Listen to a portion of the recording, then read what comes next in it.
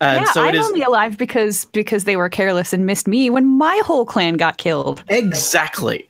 And so it is my belief that the best vaults, the greatest treasure, the most secrets were never uncovered by the orcs. And that if I were to uncover this lost mountain stronghold, it's known as Kundrukar? Dan, unseen voice, how do you feel about that? Oh, now you want to know. Yeah. Kundrukar. Kundrukar. I apologize. My dwarven is a bit rusty. I can teach you.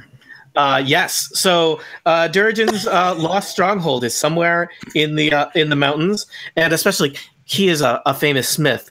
If any of his blades were to remain, they would be, I don't know, potentially a powerful tool for a warrior such as yourself, or a powerful source of money for a businessman such as myself.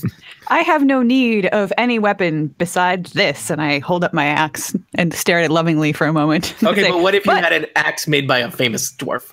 Doesn't matter. This is the sacred axe of Hela Bright Axe. I do a little thaumaturgy thing to make the axe glow from behind for Golden. I love it when he does that. Golden's just like, I've never seen that before. So that's my deal. I'm doing this because I recently discovered a fragment of a lost song that suggested that this would be a thing worth doing. I look around at everybody and I say, okay, I may not care about blades, but there might be some smith's tools there that would be unlike any others I've ever used. Can we go, guys? I want to go for the song. Yeah, I'm down. Oh, well, I mean, I have the secret song now, or part of it. Is this now an inconceivable round where we have to guess a song based on the clip of... on the clip of Tony singing it? Yeah. Tony Singalar.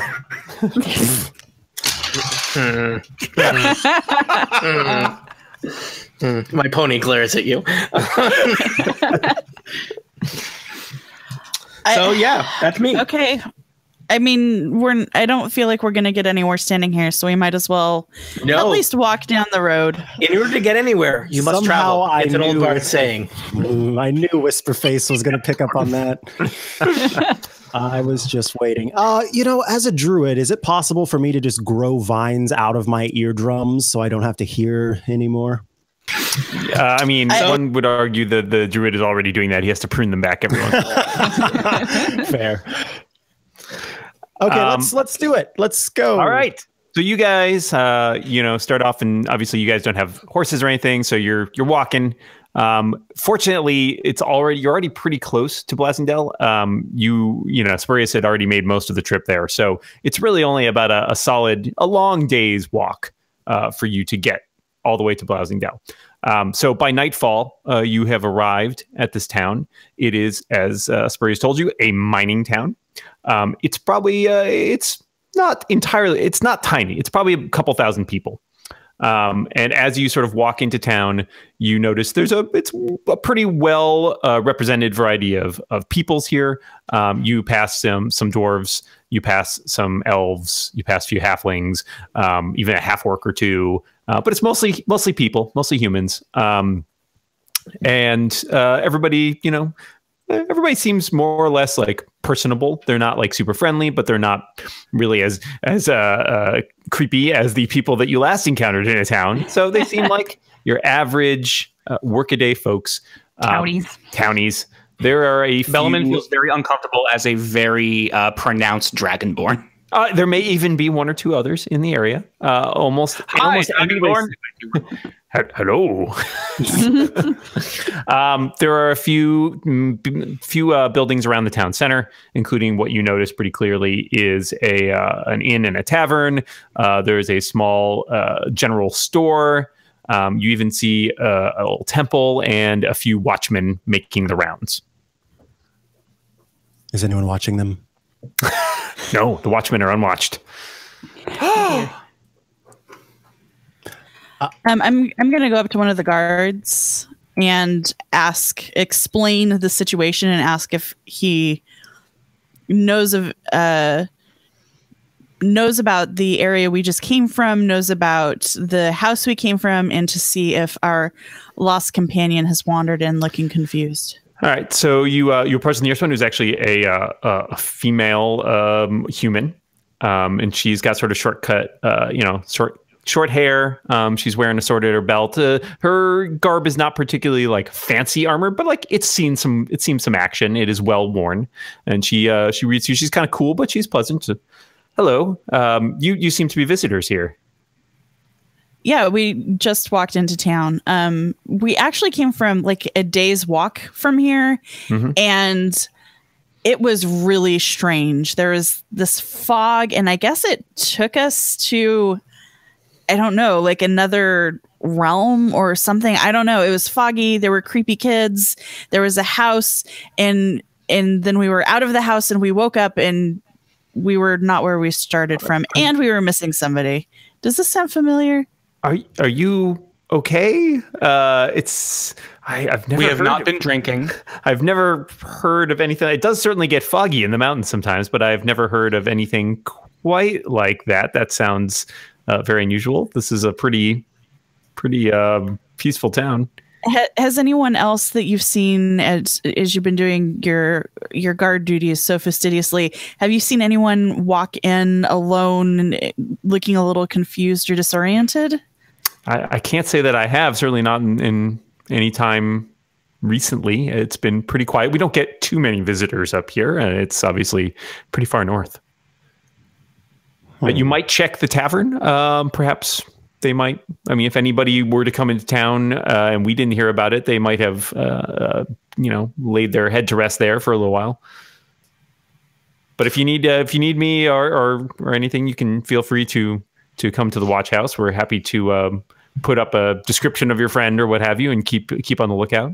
What kind of check would I have to make to pull out a piece of parchment, draw my friend, and stick it up on the wall with like a wanted sign, but not wanted, but instead? Have you seen this person? Have you seen this monk? How is your sleight of hand? Well, let's figure it out. A 17 on my side. All right, you managed to put together a pretty reasonable facsimile of Carrick. I mean, he is a tiefling, so he has some distinctive features. So you managed to render a decent picture, and the constable, when you ask if you can put it up, she seems to be amenable to that. She suggests the tavern again might be a good place because it's very central. More people might see it there, so that's one option. Excellent. Elivor, your art is amazing. Wow. Oh, thank you, friend. I'm walking to the tavern, and I think I can hear her whispering about us as we walk away. Quite possible. I mean, she keeps an eye out on things, and people wandering into town talking about being abducted into mist. It's maybe somebody she wants to keep an eye on. But you find yourself at the Griffin's Nest Inn and Tavern. There is a female half-elf behind the bar, and she greets you warmly as you walk in. Hello, travelers. 1 ale, please. Come, take a seat. Welcome to the Griffin's Nest. Thank 1 you. ale, please. She slides an ale over. Look. I would also like an ale, Dwarven, if you have it. Yep. Yeah, I have the finest dwarven ales. There's a good dwarf, a small craft dwarf brewery just up the road. You don't say. You need to try their wee heavy. Ooh. Take it. I'm not drinking. I'm afraid I might. You people have been through quite an ordeal. I might get violent with Pony Man if I drink. So That's for some of you to keep your wits about you. Would Pony like a drink? Pony is not allowed in the bar. no ponies in the bar. Can we just assume that Whiskerface is on the horse unless otherwise said? It's not a horse, it's a pony.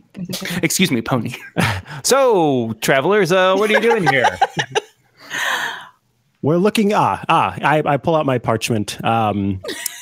So the constable said that this place would be a great place to hang this poster I've just drawn up. We're looking for our tiefling monk friend. We were just. Look, I'm not going to explain it. Everyone who we explained it to has looked at us like we have no idea what we're talking about. But basically, we were somewhere else. We passed out. Now we're here, and we're just looking for our friend. I mean, assuming if we woke up in this place, then maybe that's where our friend would be as well. It sounds like you've already tried the wee heavy. I was gonna say that doesn't sound any better than the actual turn of events. We just passed out, woke up, and walked here. It's fine. I'm gonna separated while traveling. People. That's all you need to say. guys, you guys gotta work on your patter. Like this is like we have been in town for like minutes, and you've already you've turned the law and the tavern keeper against us. Like who's next? The mayor? Like just.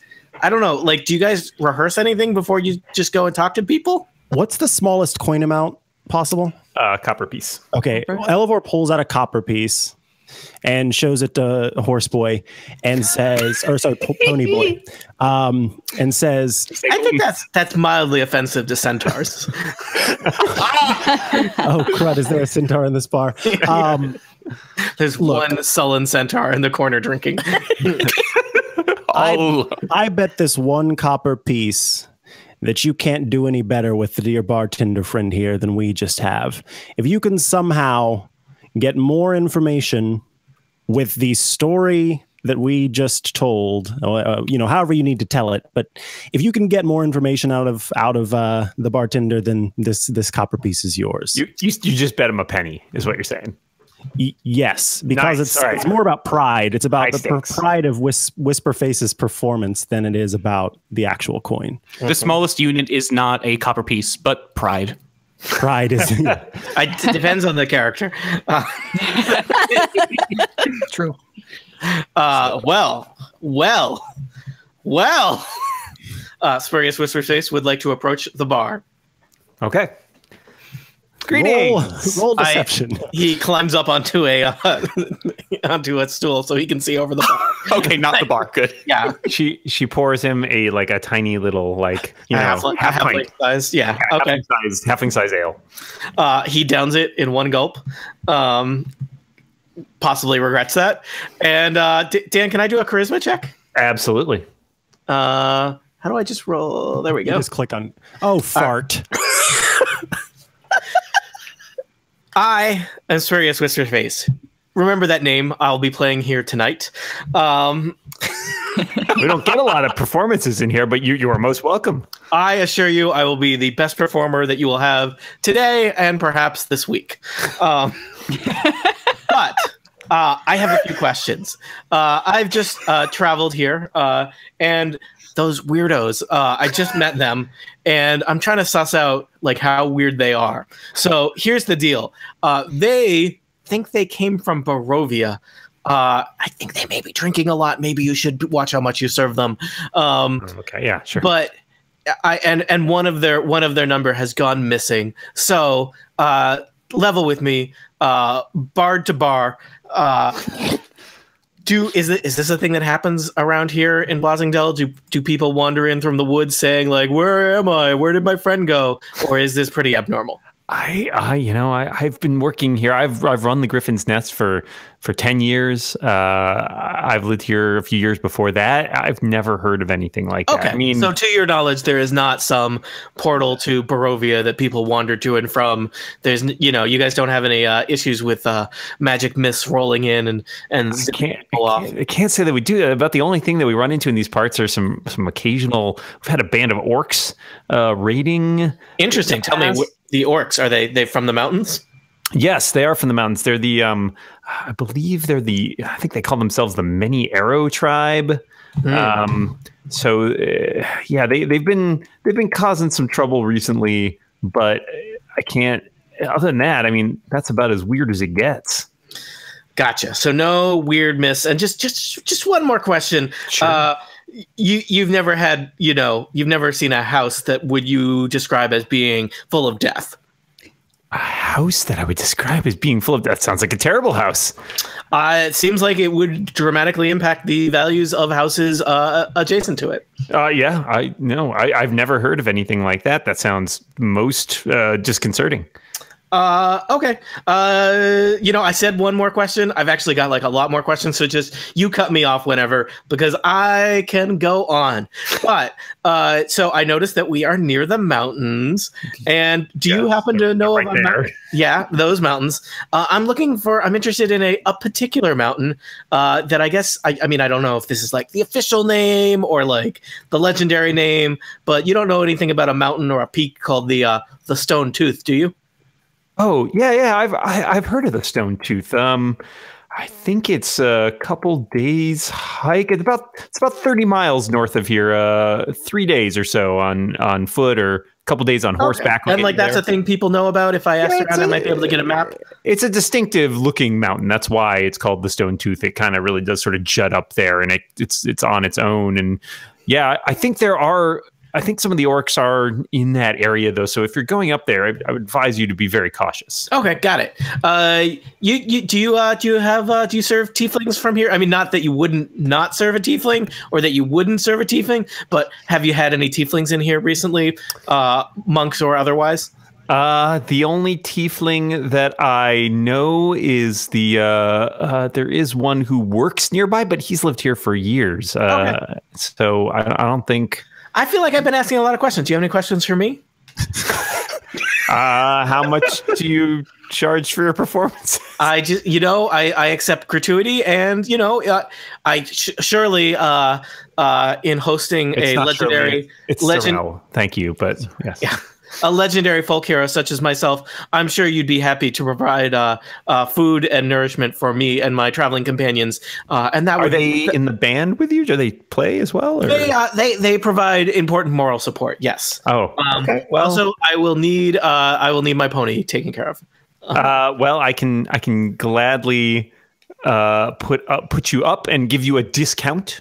I really appreciate it.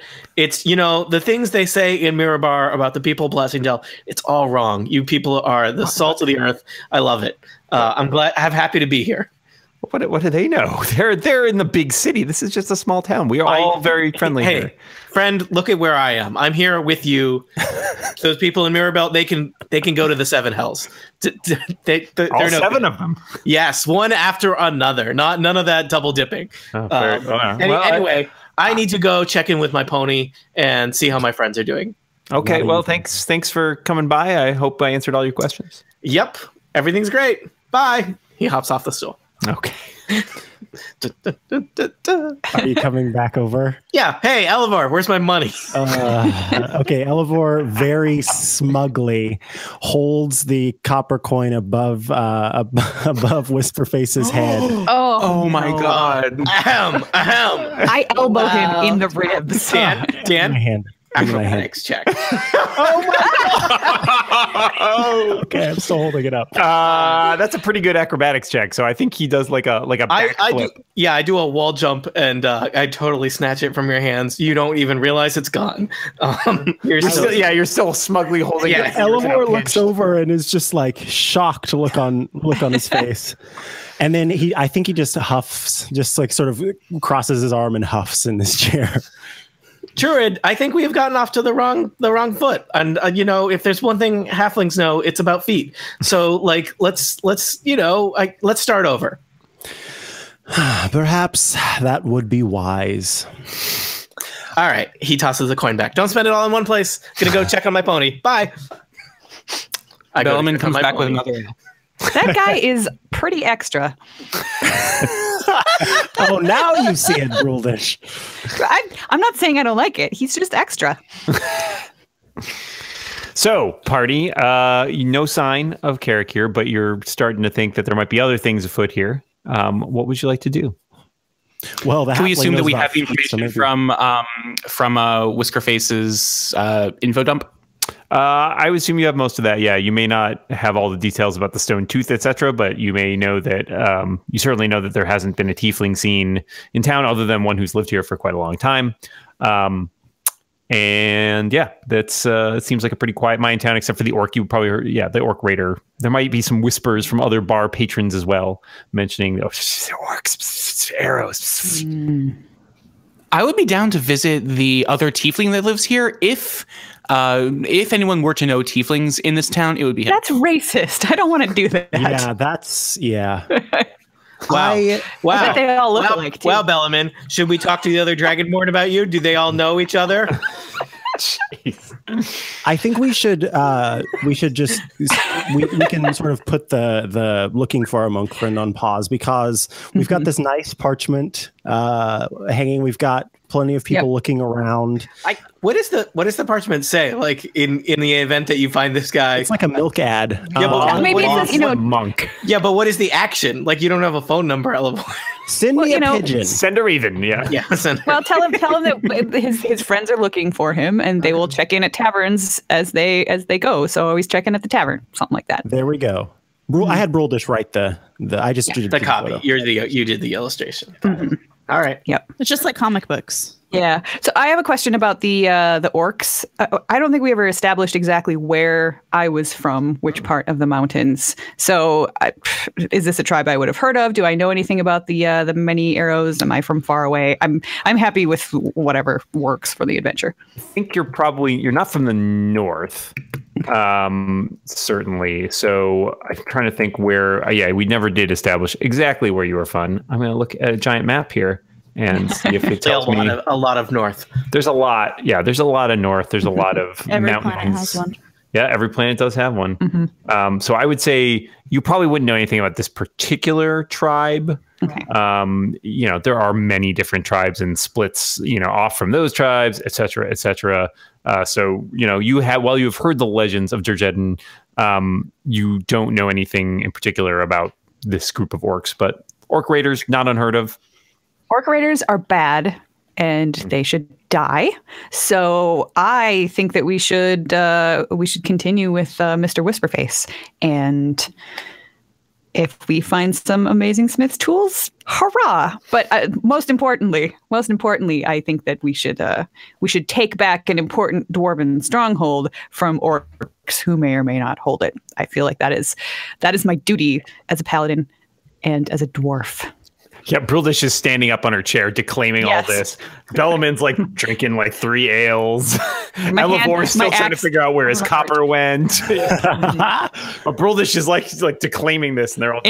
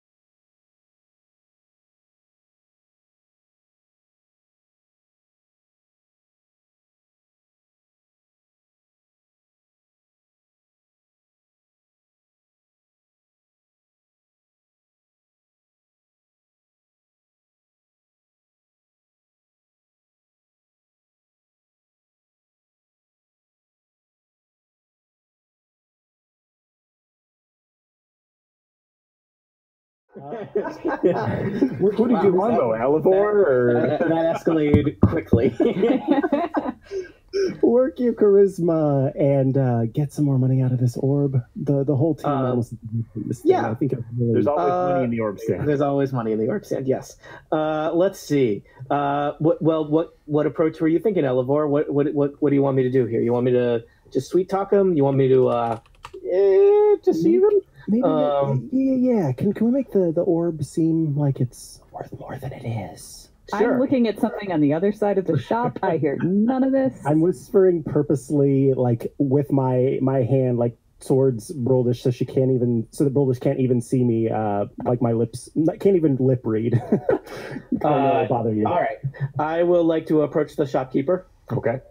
And first off, I'd like to do a little bit of sleight of hand. With kind of twirling the orb about as it kind of dances back and forth on my contact juggling.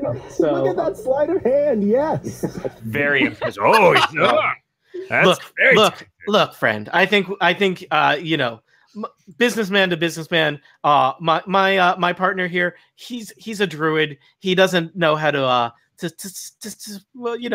speak the sales way. So let's level here. This is a very powerful magical artifact. 4, it wards off orcs. Deception check.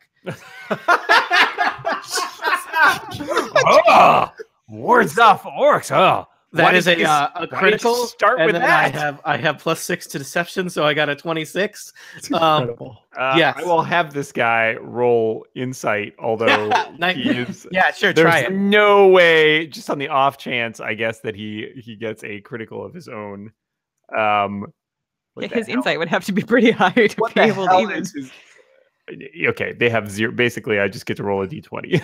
That's literally it. He doesn't even have a bonus. No chance. Good luck beating a 26 with I don't think my d20. But let's find out. Wards off orcs. Well, that could be useful. There's been a lot of orcs around this part lately. It's practically priceless. And honestly, you're a shopkeeper here. You can't afford not to have this because someone in town's going to buy this. And if they buy it, it just makes you a more inviting orc target, So it's true. So how much you got on you today? He goes to the till. He's opening it up. He's like, "Oh, it's been quiet so far this morning, but I've got 100 gold pieces here I could part with." I wouldn't want to take advantage of you, sir. 75 gold pieces seems more than fair. Oh, sure. Because I understand it's a really powerful orb. No, let's move it along. All right. He counts out 75 gold pieces and hands it over. I would like to pocket 25 of those. I was gonna do that anyway. I was gonna make it. So Elivor totally just like a tiny bit fell in love with Whisperface because Elivor really is attracted to talent, and so there's no sort of holding back now. Elivor is happy to be friends with Whisperface. So okay. Did you pocket the 25 without me noticing? Would you like me to do a sleight of hand? Well, no, because okay. Let me just. Are you intending to do that? I try to. Could you roll a perception for me, Elivor? Yes. Oh God! Who's the runner in this case? And normally it would be whatever the in a contest. It's whatever would be the. Like if you're pushing a door and like the other person tried to push it open, it would stay in whatever like state it was in before. So in this case, which is the natural state here? Yeah, I don't know. The gold floats in midair as they both try. No. How about this? I'll say I didn't see it. I want to go with I didn't see Elivor, it. You know what? Elivor thinks he might have seen something, but he wants to be on good terms with Whisperface. So he's somehow deluded himself into thinking. All right. Whisperface will hand over 50 gold pieces to Elivor. He pats him on the back and says, "If that guy gets murdered by orcs, you are going to feel terrible." And so Elivor goes, "I want to thank you so much for that. That was incredible." And he takes 10 gold and hands it to Whisperface. Oh, I couldn't. I couldn't. He says as he puts it in his pocket. Okay, now that other 40 gold, I turn to the team. I've got 40 gold here that I want to go into a pool for all of us to be able to pull from for provisions. I'm on the other side of the shop. Buldish! There's some money over here. I just got. I come trotting back with a really great whetstone, which I would like to purchase for my axe. Sure, absolutely. That will not cost very much at all. I definitely have an herbalism kit now. So that I don't know what else to buy. I don't think I'd. That's fine. You guys have, well, let's say that you have spent equipment. Let's say you've spent a few gold pieces here and there on your things like your usual sort of stuff, rations and the Torches. like. Okay. Yeah, exactly. So don't worry about it too much. I had a giant equipment list here before that I've now lost. Oh well.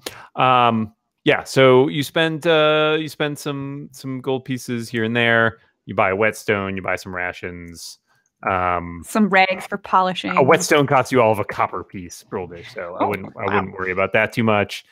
Day's worth of rations is 5 silver pieces, so that's not very. So I think 20 days worth of rations is like a gold piece, right? Like, because it's 100 silver to a gold, I believe. Is it? Or is it 10? 10 silver I to a thought it was gold? 10. Okay, so it's so 2 days worth of rations then are a gold piece. Cool. I already have a few. Yeah, so I started with 10. We probably only used 1. Yeah, so whoever's in charge of money, someone can keep track of that pool that Elevor has started, and otherwise, let's assume you've acquired any. Spurious Whisperface. Just full disclaimer here. Not the new guy. Yeah, not the new guy. You were warned.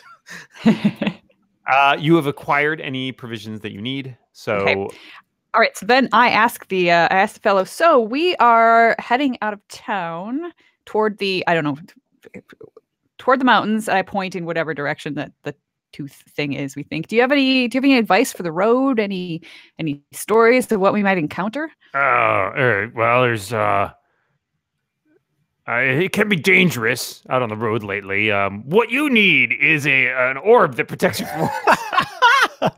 It just so great. happens. I wish I had one of those. Just so happens I'll sell you this for just 150 gold pieces. Oh, that's far more than I have, but that's okay. I have this to protect me from orcs. And You I hold pull up my the axe. whetstone.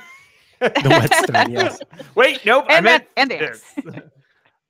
yeah, there's the tribe of orcs been raiding about recently. So watch out for that. Other than that, you got your usual animals up there, some bears, mountain lions, that kind of stuff. But just stick to the roads for the most part, and you should be fine. Where are you headed? We're headed for what's the name of the thing again? Tony, the tooth. The stone tooth. The stone tooth. The stone tooth. I think we're gonna. And that's the stone truth. Oh. It's an old bard saying. By the way, that was out of character. That was not in character. It's really hard to tell where Spurious ends and Tony begins. I'll say. Yeah. So, is there any particular path we might want to choose in order to head there? Any advice? It's if you head on the north road out of town, it stops being a road pretty fast. But if you just keep following that up, 2-3 days, depending on how fast you're going, it's about 30 miles up there. There's a lot of forest, some rugged terrain, but there's at least some rough paths up in that area. But the Stone Tooth, you can't miss it. It's very big. It's got just sort of like a big bare top, hard stone at the top there. A bear? Not a bear, but like it's not no forest, no trees on the top. Sounds good. So it sticks up. It's pretty prominent. I was looking forward to a grizzly. Elevor just totally gave Broldish some side eye for that comment. Okay. I look slightly sorry.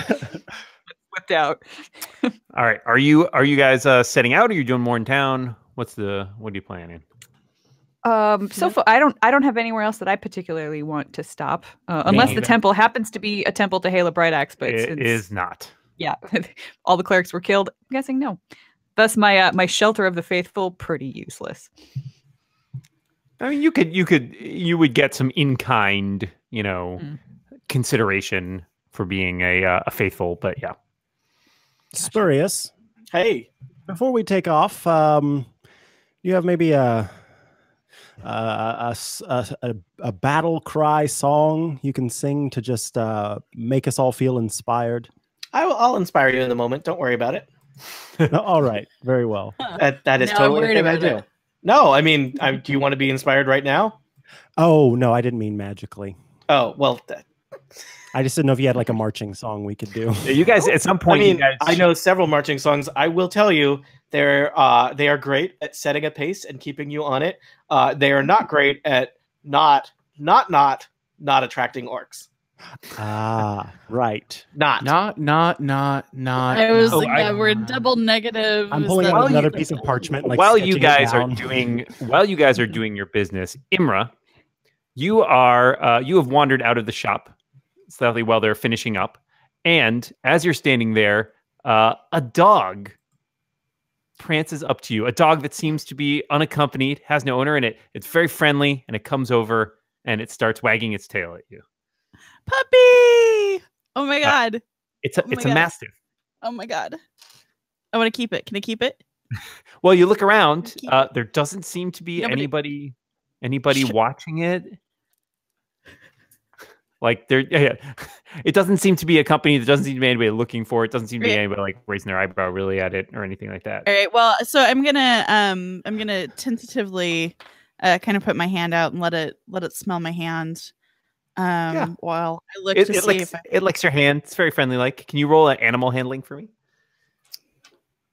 With advantage. okay. I can help if need be. Oh no, I rolled off the table. One more try. Ooh, that is a 22. Wow. And that was a 17. All right. So this dog, like, it barks at you friendly like, and it sort of sits down and it's like panting and wagging its tail and all that good stuff. Seems a little hungry. Okay. So I'm gonna pet its head with one hand and reach into my pack with another and pull out some kind of something Jerky. from my rations, jerky or something. Yeah.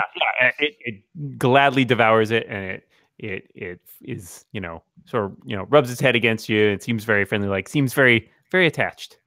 I feel like it's important that Micah knows there are homebrew rules for playing a dog as a player character. What? Please don't give him any ideas. No one told me that. I'm looking out for you, not like Dan. Nope, not me. We should start up another one, and I'll be a dog in it. Okay. So I was Well, not kobold. So Imra, you I noticed Suddenly, that Elivor is going to be taking terrible risks and eventually get killed just so he can play the Oh dear, I'm stepping off this mountain. Oh no. Oh no. I thought I could float. Imra, when you go to leave, the dog follows you. I have a puppy.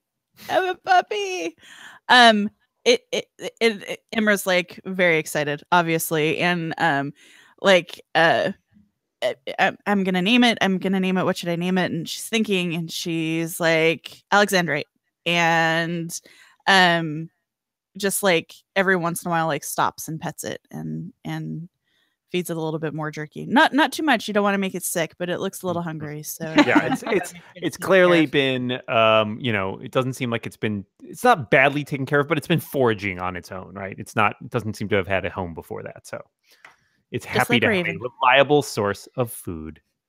Yay! I'm very excited. All right, any last business in Blasingdale? Doesn't sound like it. All right, So when they come out, I'm like, I found a puppy. Look at the puppy. It's my puppy. Its name is Alexandrite. told you that. Right? It's coming with us. Oh wow. We have a dog and a pony. Quite the dog and pony show. We got going on here. We're fired. At one of these moments, you guys do have to come up with it for your adventuring band, because we can't keep calling every season of this house when there are no houses. Nope, we are now the dog and pony show. Thank you very much. Oh my god! All right, well, we'll put that in consideration. All right, what about legal? That was a soft no. I'm not in charge of this, as everybody knows. Not my dog and pony, not my circus. Imra, may I pet your dog, Imra? If he'll let you, I think if she will let you, she's pretty friendly. She's a very friendly dog, and she will basically seems to do anything that would make Imra happy. Aw. That's sweet. So be nice to Imra, or you might get fleas. Canine is one of my most common wild shapes. So I have a special love for dogs. Aw. All right. So you set out north from the mining town of Blasingdale. And at first there's a little bit of a track there, but as you go along, it quickly just turns into a very rough path through the forest. You pass through brooding pine trees and deep vales. And it takes you spend a couple days in the wilderness. You camp at night, and you during the day sort of make as best progress you can. It gets a little bit rockier as you go further north. Takes a little bit longer, but 3 days in, you catch sight of a tall, steep hill that rises to a prominent bare knob of rock, the Stone Tooth.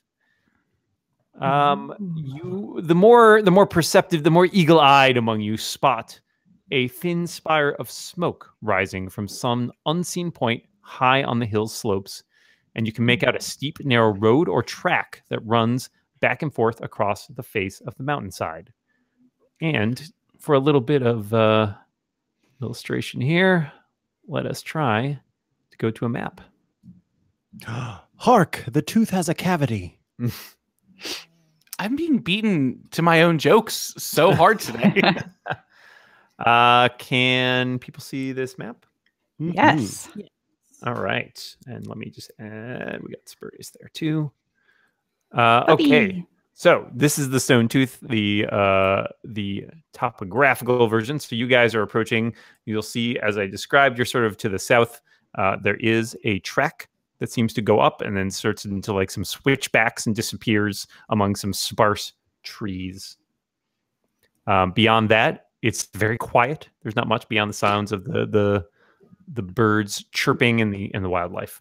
I assume Karakir is not supposed to be on this map. Or did we suddenly find him? Found him! Yay! Uh-oh. Hooray! We found him. Bellaman is very excited, hopping around all over the map. Oh, he was just an illusion. It's almost as if you caught a sight of him and then he vanished into the mists again. Into the mists. Does the puppy really have a saddle like that? That is entirely up to Imra. But she is not. I think we decided, unfortunately, she is too big to ride. Although Spurious is small enough, he could ride the Mastiff if the Mastiff would let him. Am I the only one that sees Bellaman doing a dance on the map? No, I'm just ignoring it. Okay. Aline, is it As you should. Was it She does Alexandrite or Androdite? As you said one, and you have me right the other. Yeah, androdite. Sorry. No, fine. That's fine. Wait, what? Those are That's different stones. Different stones. It's just a name. Oh, okay, so it's not Alexandrite. Our No, bard can't Androdite. see the Androdite. map. Sorry. Androdite. All right. So, what would you like to do? Does everybody see the map? Our bard can't see Tony the map. doesn't see the map. Tony can't see the map. Let me just make sure. Open your eyes. Wow. I remember when I was friends with Erica. Somebody has to move into the mean spot to the bard now that Elevor is being. Yeah. It's always one in every group. Dan, I see the tokens, but I just see black. Oh, you can't see the. Okay. I see no map. Yeah. Give me 1 second.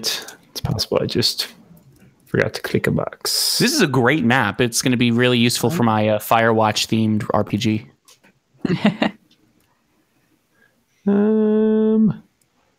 That's weird. I don't know why. I think maybe. Hold on. I'm just going to try to reload this map because I had to change your. You were hidden at first, so. Let me see. Is there an easy way to just reload this? Tony, you might just try reloading the page. All right, be right back.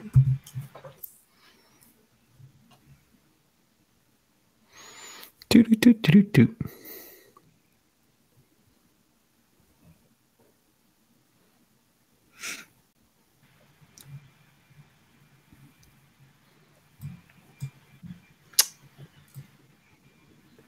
Can you hear me? Yep. Yep. I just see a big black square.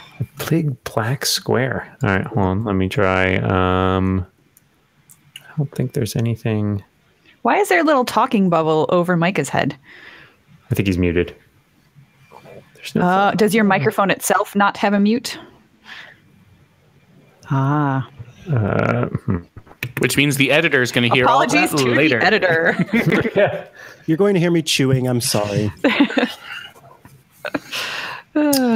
Those mute switches are super expensive for these. Oh, listener XLR Jason mics. says this is a good stream. Thank you, Jason. There are some software options, but that might just be for USB mics. You know what I'm going to do? I'm going to drag a new token for Tony off. Let's try this. Get rid of him. Roll 20, dealing with issues. This is the best part of the podcast that you only hear in the bootleg or the live stream. Hello, listeners. Everybody Hello, gets future plus me 4 or to Jim. charisma and intelligence for that song. This is the last time I'm going to get to play a character for like 4 years. So That's so sad. So you're going all out. Dan has a lot to answer for. Do you know how many sessions I've run for Dan? His garbage characters. That's They're all foghorn leghorn. that was either I needed to either be meaner or less mean in that moment. That sounded too. I thought it was pretty well handled. smooth. It's very specifically mean. You and your garbage characters. I can't wait to be a dog. That's going to be a real garbage character. Let me ask my friend Amy. My friend, you are limited in your communication skills, so that I can talk like this. no, you can't talk. All right, Micah, I just have one question for you. Do your dogs talk to you? I don't know how to answer that because I don't want the government to take them away. Fair. I feel like when you answer that way, that's when that sends a flag to the government. There's definitely a flag set out. No, my dogs do not talk. Yeah, so dog characters can't talk. Okay, I see. I see the Forges of Fury. All right, I'm going to try to reload this map. I see the map. Shot down I see a in the big black square. forge of Oh, fury. You still see a big black square? Yeah, I see our tokens. What? That's super weird. I don't know why. Very weird. I can't figure out what's going on with that. There's Do I nothing. not have permissions to them or something? I don't know. I mean, I saw the Forge of Fury thing. Are you able to Yeah. hide things from specific characters? Everything that's on this map, like this map should just be showing up as like an image. It's not even, there's no fog of war or anything. Here, let me try turning this off. Yeah, I don't know. It's weird. I see my tokens. Oh, now I see stuff. What'd you do? I changed some settings on the map that I don't know what's going on with those. That was the right setting. That may come up again. Yeah, I see. So it looks. This is like a topographic map. Yep. Okay. Okay. All right. Is there a road? Is the road the white line? Yes. Or So is that a river? there is a path that you guys are kind of just approaching that goes up and sort of starts turning into switchbacks about halfway up the mountain. And do we think that's the Stone Tooth Mountain up there? This is the Stone Tooth Mountain. This is the top of it. Nice. So you We may found have it on the missed my description. First mountain. And there's some smoke in we saw some smoke. Yeah, you see some smoke coming, a wisp of smoke coming out over here. And that seems like campfire wisp, not volcano wisp. Not volcano, no. This is, Possibly a forge wisp. Let's gather around the campfire. Who could say? So, what's your plan? Let's go, folks. Let's go up that path and see I what we can go up the path, but where I'm watching out for orcs. Do we need a marching order? You tell me how you're walking. I'm happy to go first. Like it's a mountain. Please. I think like we did that. Bruldish first, Elevor second. I think that's how we did it before. Yeah, generally you want somebody. Bruldish said, I think we should put somebody who's kind of tough and strong in the front and in the back, just in case we get ambushed. Because orcs are devious like that. It is entirely possible that they will jump out at us from in front or from behind. So I call back. I'll go. Okay, cool. I will go in the middle. Do you think that's wise? I'm ranged, so I should probably be in the middle too, in case there's shenanigans. So are we gonna just hop on the path then? I want to have a little heart to heart with Pony. Pony, this may be the most dangerous thing that we ever do. And I just want to assure you that if this gets bad, I will name my next pony Pony in your honor. Oh, thank you so much, Whisperface. All right. Are you doing anything as you go up? How are you well, I'm not going to sing anymore. That seems smart. Right. I don't think it's worth trying to be stealthy or sneaky because I am a rattly dwarf. And we have a pony. Yeah, And we have a pony. it's not. I did And a not master. spring extra for a Bringing stealth coconuts pony. together. Yeah, but perhaps we could be doing some perception checks. Yes, I think that's a good idea. Also, I will be paying close attention to the, the barking or not of the puppy, because sometimes they can notice things. Yeah, Elevor is I've very. traveled in a party with a puppy before. Elevor is in the forest and the mountains, and that's his element. So he is very adept at sort of keeping his eyes open. He is alert to every chirping of every bird, every crack of every twig. In got a fact, I think 5. I am my druid circle is of the mountains. Oh, remember. excellent. All right. So you really are in your element. So Elevor, you would then notice as you are starting out on this road that you notice some tracks. This path is not undisturbed. It has clearly been used at some point, but someone may need to do a survival check to get any better idea of exactly who or what was using it. Yeah. Okay. So Elevor says, I see some tracks here, but I'm not quite familiar with what they are. Do we have someone here who's particularly good at tracking? Imra. I rolled a 16 for survival. Excellent. You recognize, you sort of like get up in there and you check out the tracks, and you recognize that there were 4 booted humanoids who came down it within the last day and headed into the forest. The trailhead that you're on sort of joins some older tracks in the woods, and it sort of peters out after half a mile or so. But yeah, there were clearly some tracks coming down from the mountain along this trail. I convey all of that to people. Interesting. Well, Does with that perception check, did I notice anything else, like as opposed to just on the path, like looking out? Did I notice any movement or anything like that, or does the path seem like it was traveled, but right now it's clear at least where we are? Yeah, it does seem like it's clear where you are. It seems like it was traveled, like as I said, within the last day or so, but there's nothing in the surrounding area. You sort of cast out over the mountainside, and everything that you see seems like fairly clearly to you to just be like natural disturbances, animals, etc., the wind blowing trees. There's nothing that seems too out of the order. The only thing that kind of breaks the forest stillness is that thin wisp of smoke coming from on top of the mountain. Gotcha. Should we keep I would moving like on? some sort of an encampment up there then, if we're seeing smoke and people coming down. I mean, it could be a camp of some sort. I thought it might just be some volcanic activity, but now that we see that there have been people here. Broldus, you may be more familiar with our potential adversaries than I would be. Do orcs wear boots? Do they? They do, right? Yeah. Not all of them do. It depends on if they're in a clan that has raided and taken a lot of The Many Boots clan. Yep. Yeah. Orcs of Many Boots. Yep. So this could definitely just be orc activity. Okay. I was not used to them wearing boots, but I am not. I have my travels that have intersected with orc travels are limited. I'm learning a lot. All right. So As we how are move you forward? I'd like to do some sort of like continual check for just being aware of like the back of the line, so we don't get ambushed or surprised. Yep. That's what your passive perception is for. Yay! Yay. How are you continuing to follow the road? Are you going off the road? What is your plan here? I'm happy staying on the I wanna road, stay but on the Same, yeah. follow the yellow brick road. Great. Follow the yellow brick road. Yes, that. Oh, I was doing the song, but okay. I know. I know. So it takes you a while, but Bellman, I'm going to do the singing. No offense. Stick to your day job. Let's take him.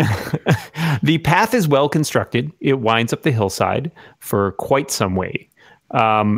You can sort of tell as you go along that it used to be probably better concealed than it previously was, but it seems like over time, what concealment there was has washed away a bit, sort of just normal erosion, no upkeep.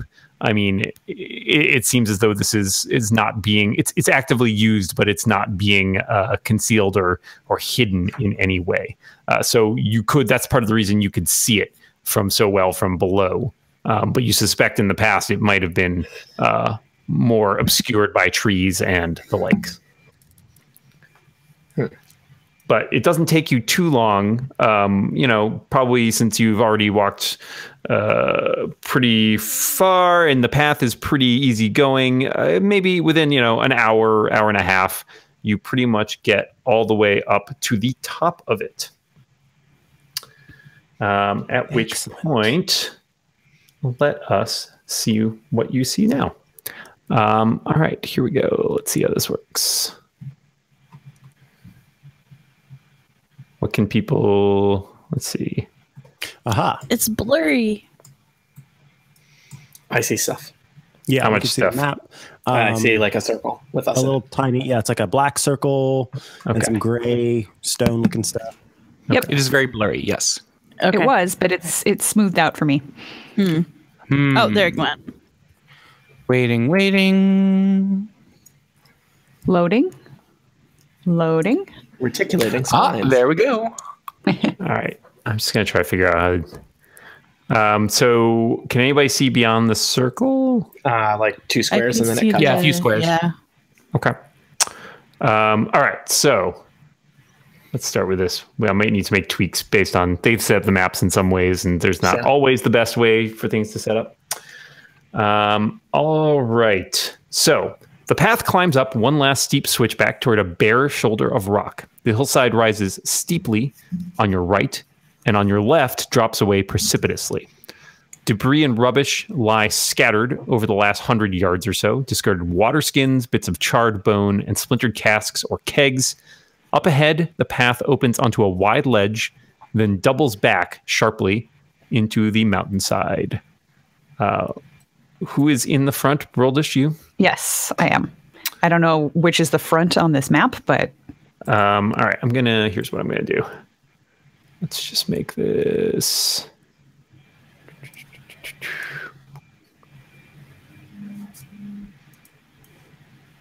How's that? okay. So I would be like up here. Yeah. Can everybody Correct. see So we're heading a sort of little north. bit farther north now? Yep. Yes. I'm going to pull away a little more of the map. So you see a wide ledge up here. And at the very edge, Broldish, if you're sort of a little bit more forward, you can see 2 bestial humanoids in hide armor standing watch on the ledge. They appear inattentive and bored. And are they? What did I see? What are they? Can you see up on the? Can you see up further? Yes. Do I recognize that they're orcs? Yes, or- you absolutely recognize that they are orcs. All right. I stop and I turn to my companions and say, 2 orcs ahead. Oh dear. I see we get them. Oh yeah. Do we want to try to do like a sneak attack, or do we want to? I like that you guys are whispering. It's great. Welcome to ASMR Total Party Kill. Oh, hey guys! I've never been in a whisper party before. This is great. I like to whisper. Really? Your name is Whisperface and you've never been in a whisper party? I'm not great at whispering. Oh my god! So I think I would like to try to sneak up and shoot them with an arrow. Or Okie shoot dokie. one of them with an arrow. Is that okay with her? Anybody who has ranged attack, I mean, it would be nice to catch them by surprise and then have the rest of us rush up. Is there any way that we could? I also have a several ranged attacks. Is there any way I could we could do that at the same time and surprise them? What's the range on your attacks? Yeah, that would be where to start. I know Imra has a longbow because I've seen her use that, and there's a really long range for that. Magic missile is also very long range. So they're about nice. 100 feet away Okay, so from where And you are are they- now, although you would probably need to get a little closer to have a clear shot. okay, So there's this like the left side here, just to reiterate, like you're basically on a thin ledge. This is like a slope down. Like as soon as you get off this like path, it's basically like a cliff. To your right, there's like a cliff going up. So you're like on a ledge and like against the side of the mountain. Okay. Well, I do not have any faith in my ability to be sneaky, so nor am I very fast. So I'm not. If you guys sneak ahead in order to attack, I will be well behind you and not able to probably join the fray right away. But I'm happy to do what everybody thinks is the best thing to do. Or we could try to make we could try to hide off the path, like out of their sight, and make some noise to see if they come down and investigate. Because we don't know what's around the corner. They could have many allies waiting right there.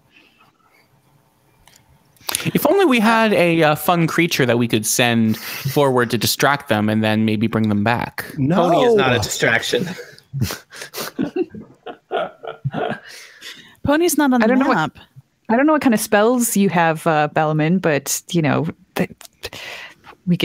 Mage Hand could throw rocks. I don't know if you can make noises. Oh my God. We've got a giant dog now. That's a lot bigger than I thought it was going to be. I wish. Oh, wow. Look at that good butler. His middle name is Clifford. Oh, he's such a cutie boy. Now he's like dog-sized. Androdite Clifford Soliana has a nice ring to it. I do have invisibility. I could sneak on up and... That sounds like that would take a spell slot. That would be... Indeed. Later. Yeah, let's just... I like the arrow idea. Okay. Let's just sneak, yeah. All right, who is sneaking up? And how close are you going to try to get? And how close are you going to get? Well, okay, so... Let's ask how close they have to get in order to get a clear shot. Yeah, let's take a look here. So, to hit this guy, yeah, you could be standing. I think you need to get around here-ish. Probably. Sorry, hold on. I think you need to get around here-ish.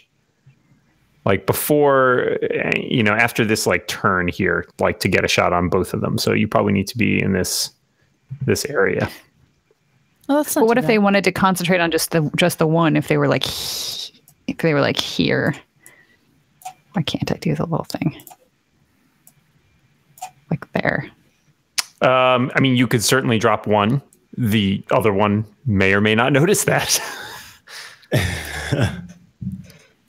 Well, I mean, we don't know how tough these guys are. If they can take more than one hit, then concentrating all firepower on one is a smart idea, tactically speaking. I agree. Plus, it means we're safer from the other one for the time being. All right, so you guys going to sneak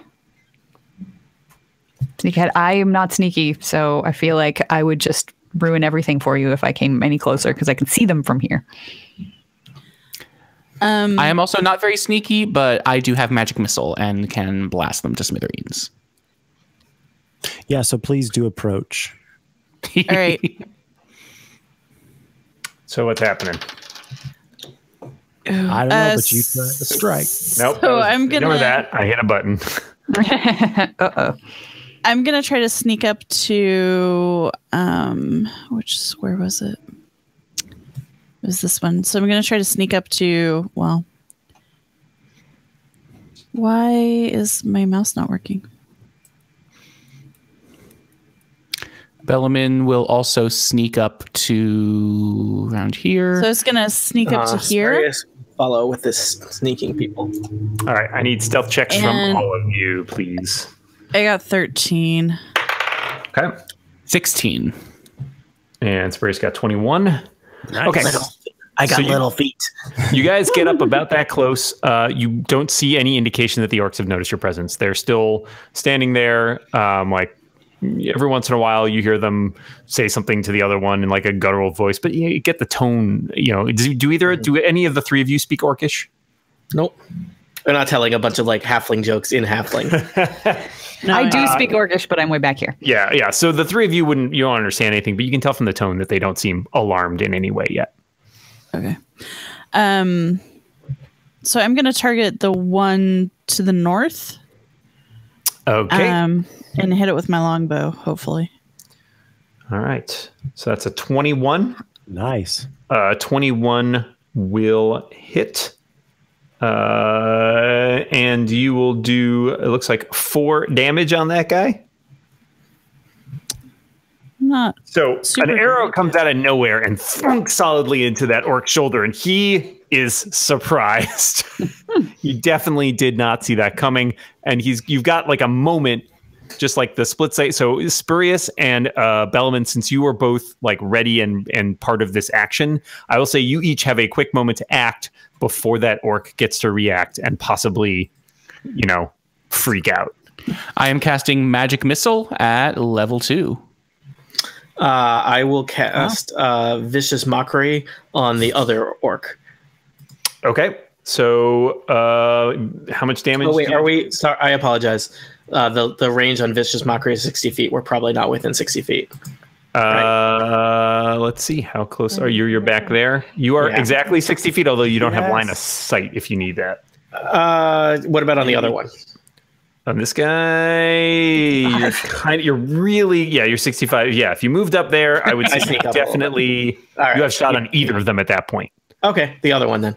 So he has to do a wisdom save or be mocked. Let me do this in order. So Brian, you hit this guy to the north with magic missile. Yes, whoever Imra has already shot. Okay, and that's 12 damage. Yarp. All right.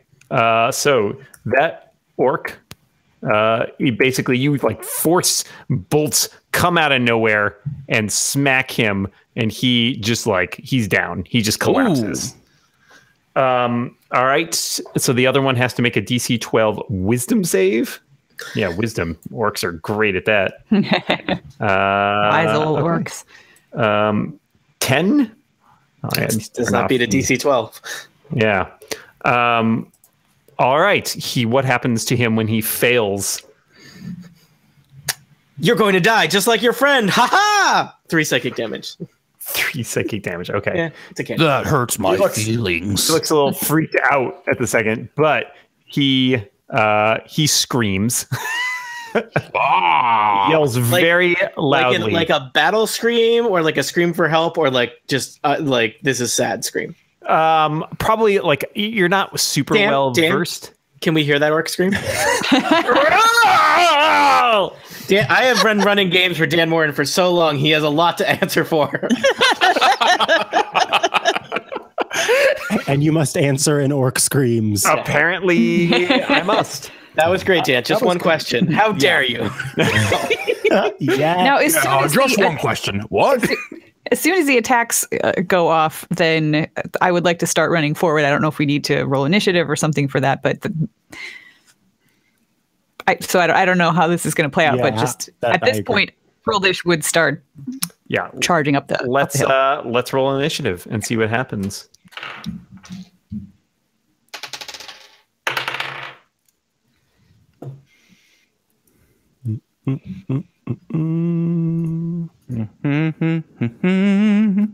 Wow, I rolled as well as possible. Nice. Okay.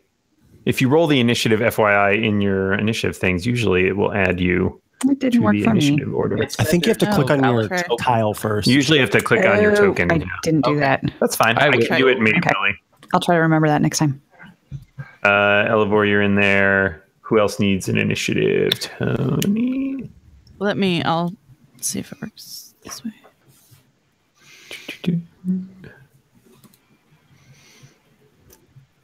Spurious, you got a 12. Yeah, I don't know why it didn't add. It's fine. It's fine. It's fine. And Bellaman got a 7. Okay. No, I'm sorry, I had an a 7. An 8. Imra, you had 5. Yeah, I rolled a 9 physically and 5 in roll 20 trying to get it to add. You can have 9. It's cool. And here we go. All right. So that orc, the last thing that happened was that orc screamed. Bruldish, it is your move. All right, I'm going to use the dash action, which gives me twice my movement. So I get to go. Oops. Let's grab the right thing. 1, 2, 3, 4, 5. 1, 2, 3, 4. And then I can't get any farther because I'd land on one of my companions. So that is what I do. This is a nice death bottleneck to have. Yeah, right. Broadleash, you're all set? Yeah, that's all I can do. Elevor. I have no dash action, so I'm Yes, you do. Everyone can. I mean, you can basically just use your action to take another move. Oh, well, then I'm going to do the same. Can I go to, let me see, I have to do the clicky thing. Can I go, wait, how do I do the clicky thing again? Oh, all right, I'm just going to put myself there. The ruler to measure? And then ask, can I go there? Sure. What's you can your speed? You might even be able to get ahead of everybody. I have 30. Your My speed's 30. Your speed is 30? Yeah. Okay. So that's about 50. You could, in theory, where did you start? You can't quite make it past I think people. you started right. Actually, I started actually where you were rulering from was where I was. Yeah. So with a 30, you can't quite get any further than that because all of those spaces are occupied. Yeah. Actually, I think I'm going to go there. Okay. You're on a very thin edge. That's the edge. There, so just These keep are that the mountains. This is home. Don't get pushed off. All right. So if I do, I come back as a dog. You moved, Spurious. What's happening with you? Let's see. Well, I'm wondering if I should do another Vicious Mockery, which is basically one of my cantrips, or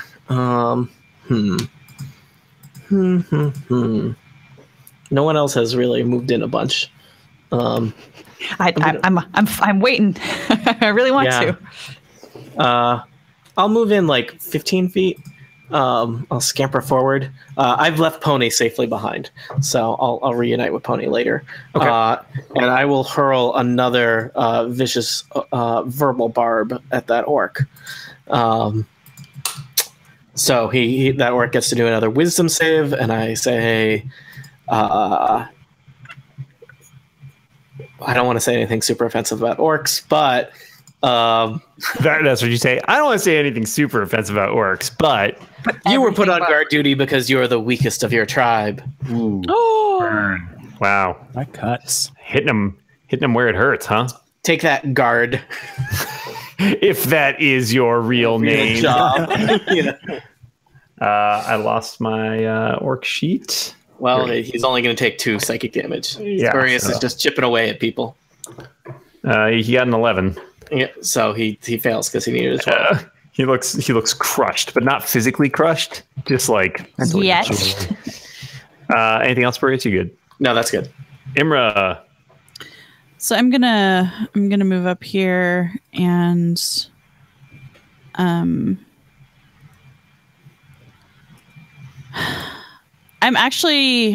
gonna say we really don't want to hurt you, but hey, tell us what is happening here. Why are you here?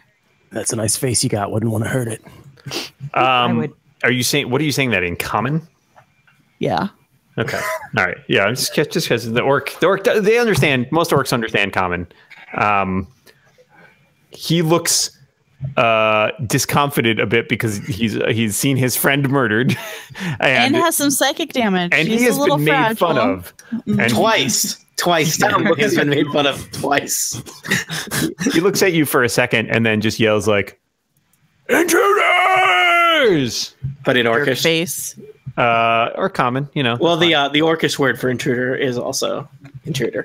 Yeah, as it turns out, it's a loan word. Imra, is that all you're doing? You're just talking to him, no action? I mean,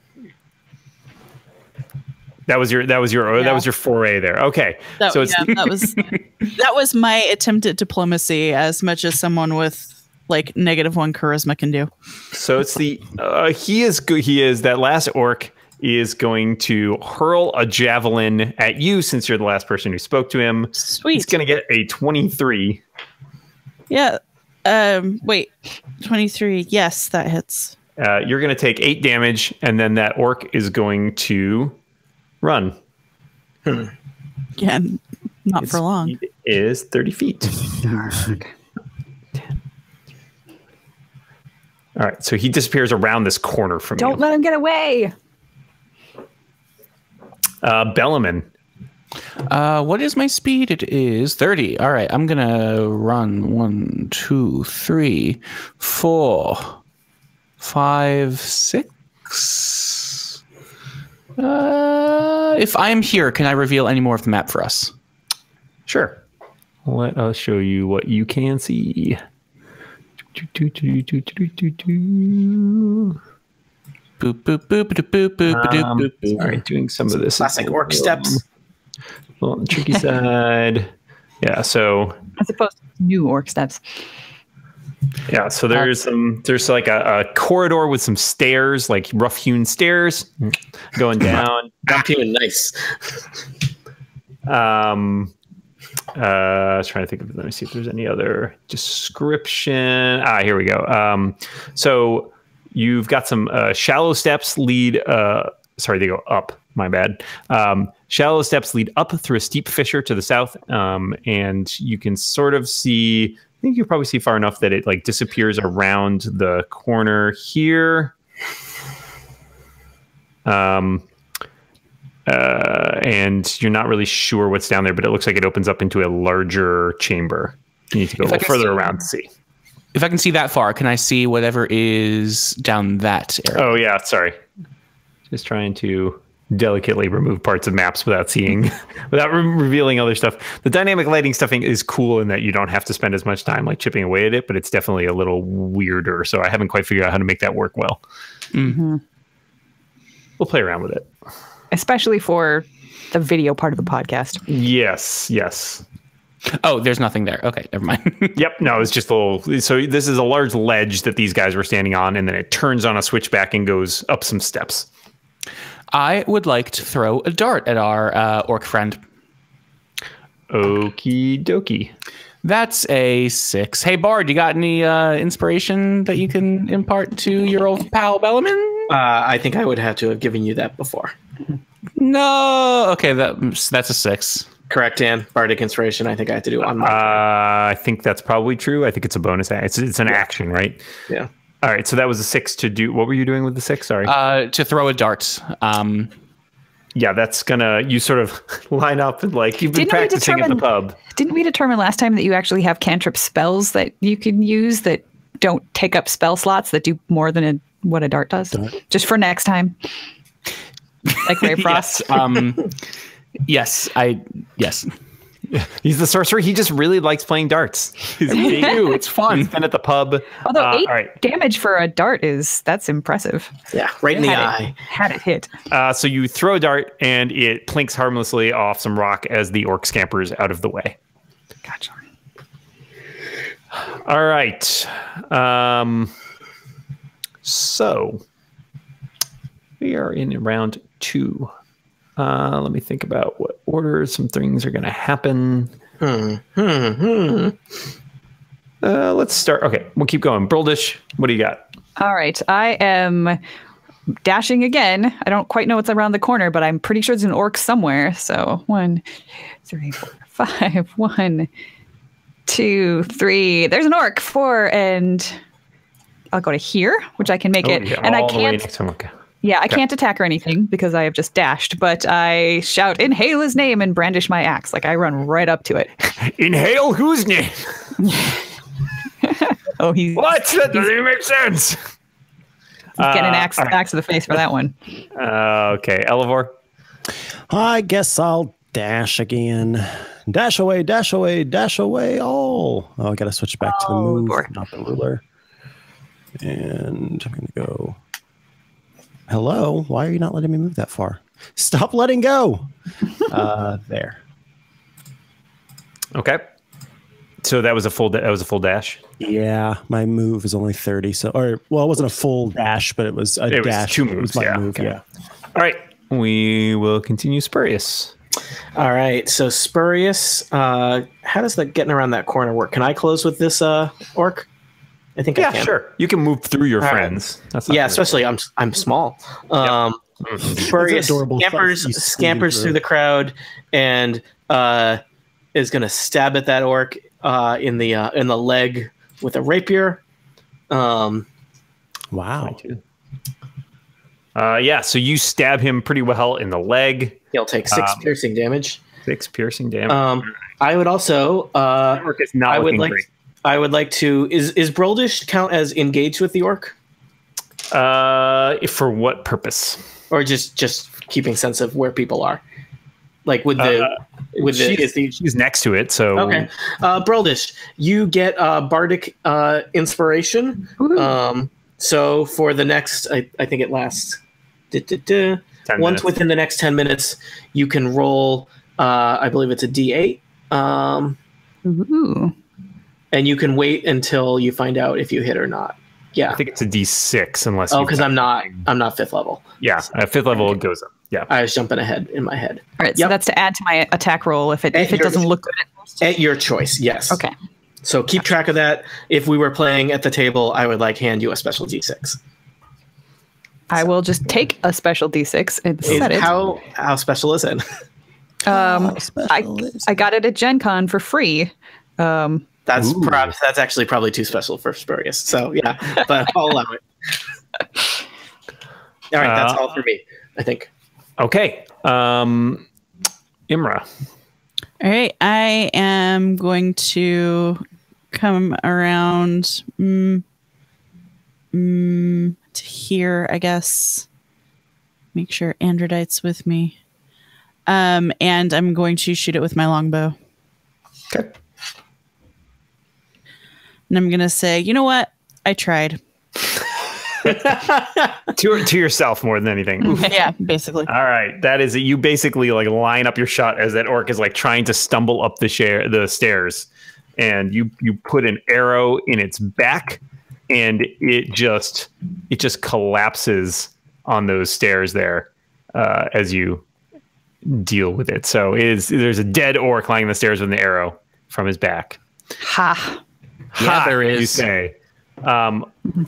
However, your victory may be slightly short-lived. We'll see. So let's see here. Who is standing where? We're nicely clustered. We are. Pony is safe though. Broldish and Yes. Spurious. Hello. Hello. You suddenly experience Are we rolling something or no? We're just arrows shooting out of what seems like the wall across from you.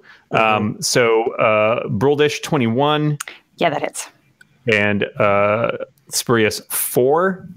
I nimbly dodge out of the way. So Broldish, you've taken an arrow for 3 damage, 3 piercing damage. All right.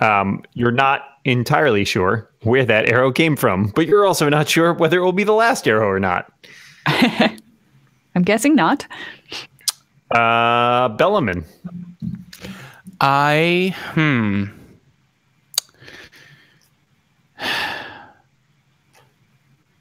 From the walls, you said? Yeah, from an arrow. We don't know. We don't know. Okay. You could roll a perception check if you would like. I'm going to. Yeah, I'll roll a perception check. Okay. If I can get back to my character sheet.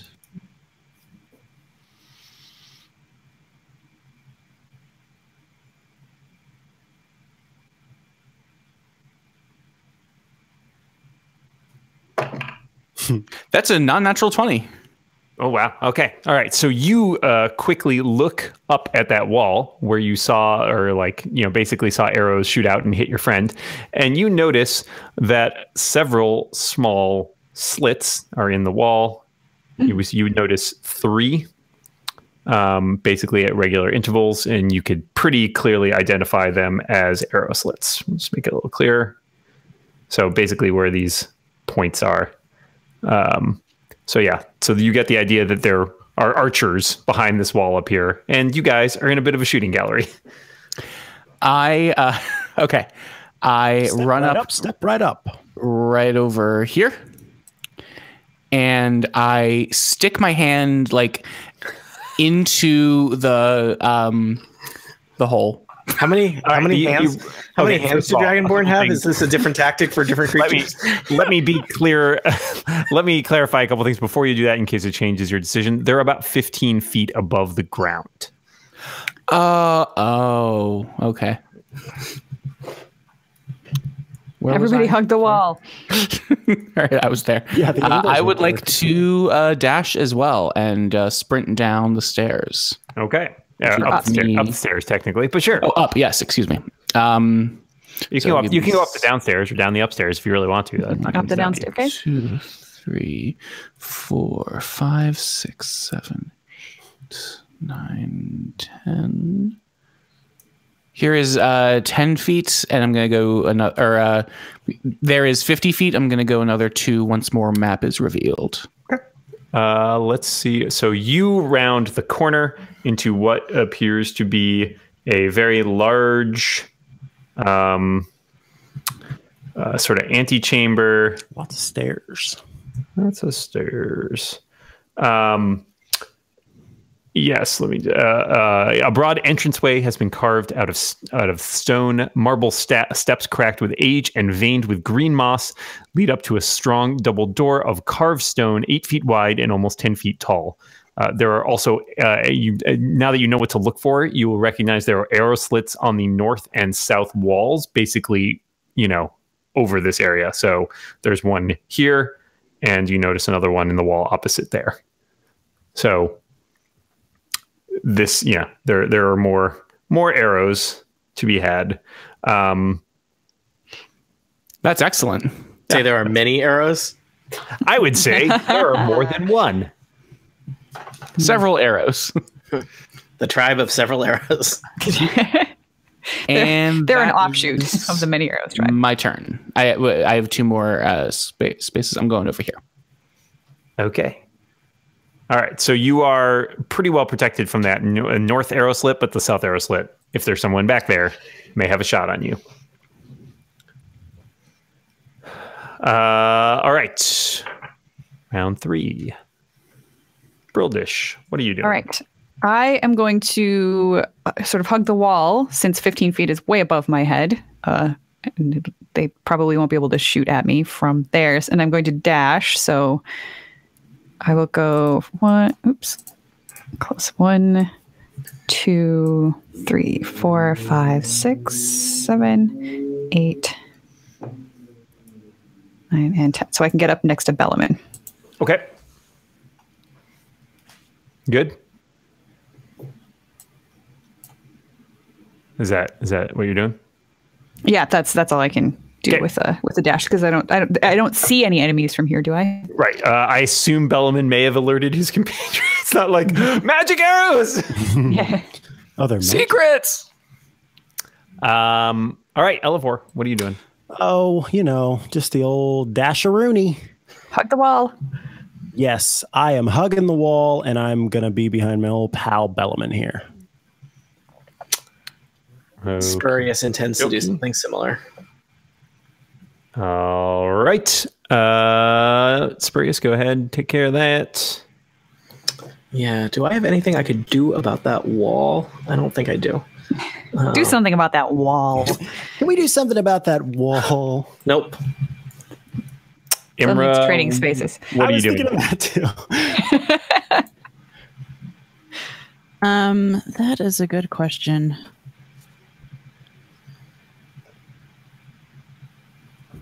Let's see.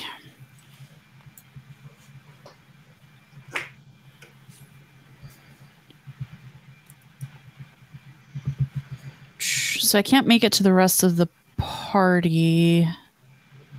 Well, I guess I could double. So I'm going to try to stealthily book it down to the rest of the party. Okay. Stealthily. I keep rolling off the desk. So that is a 15. Alrighty. Let me just roll perception for these guys. Yeah, they are not very perceptive. So yeah, you are sort of like stealthily creeping up against the walls and making your way down. Yep. So that is my move. How far does that get you?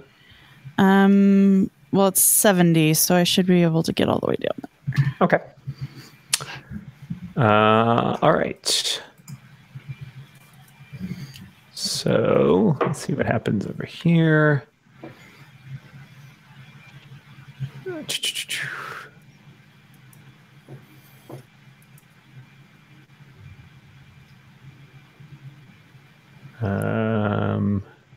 Please say it's more orcs. Okay. I just want to kill an orc. I just want to kill an it's orc all good. so bad. All right, so a couple things start happening here. An arrow comes out of the wall towards Bruldish. 11. Nope. All right, so plinks off the wall. Let's see, who has the highest passive perception among you? Mine's 11. 12. Okay, so actually what happens is Androdite starts barking towards the opening here and like super intensely like something in that direction. Good puppy. And let me see. There's another arrow. Can anybody hit you from that top arrow slit? Just trying to figure out what the range is. I'm going to make a shot at disadvantage, another shot, but at disadvantage against Bruldish, because they're trying to like do some crazy. So that's an 8. So they're trying to like angle the shot from that north like arrow slit, but their chances of getting one at you, it sort of like bounces off the arrow slit and careens into the room. So not much chance there. Bellamin.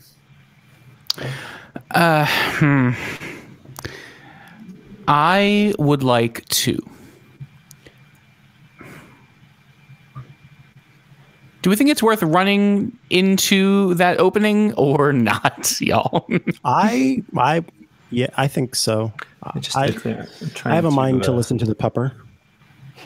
You know what? Let's do it. I'm going to do it. First, I'm going to cast a cantrip of mine that is called Blade Ward. You extend your hand and trace a sigil of warding in the air. Until the next turn, I have resistance against bludgeoning, piercing, and slashing damage to my weapon attacks. Very good. Is that an action or a bonus action or what? It is a cantrip, so it's an action. It's full action. Okay. Therefore, I run 30 more feet. 1, 2, 3, 4, 5. Ding dong. Hello. It's me, Bellamin. It's me selling, Dragonborn things. Avon calling. Avon calling indeed. All right. So you have run up. There were a pair of double doors, and you you can see a little bit further there. Now, you're a Dragonborn. Do you have dark vision or no? No, I think we determined last time no. No. Okay. Yeah. All right. So there is some light though in this room. So you can see. Let's reveal some stuff here. You're looking through the door.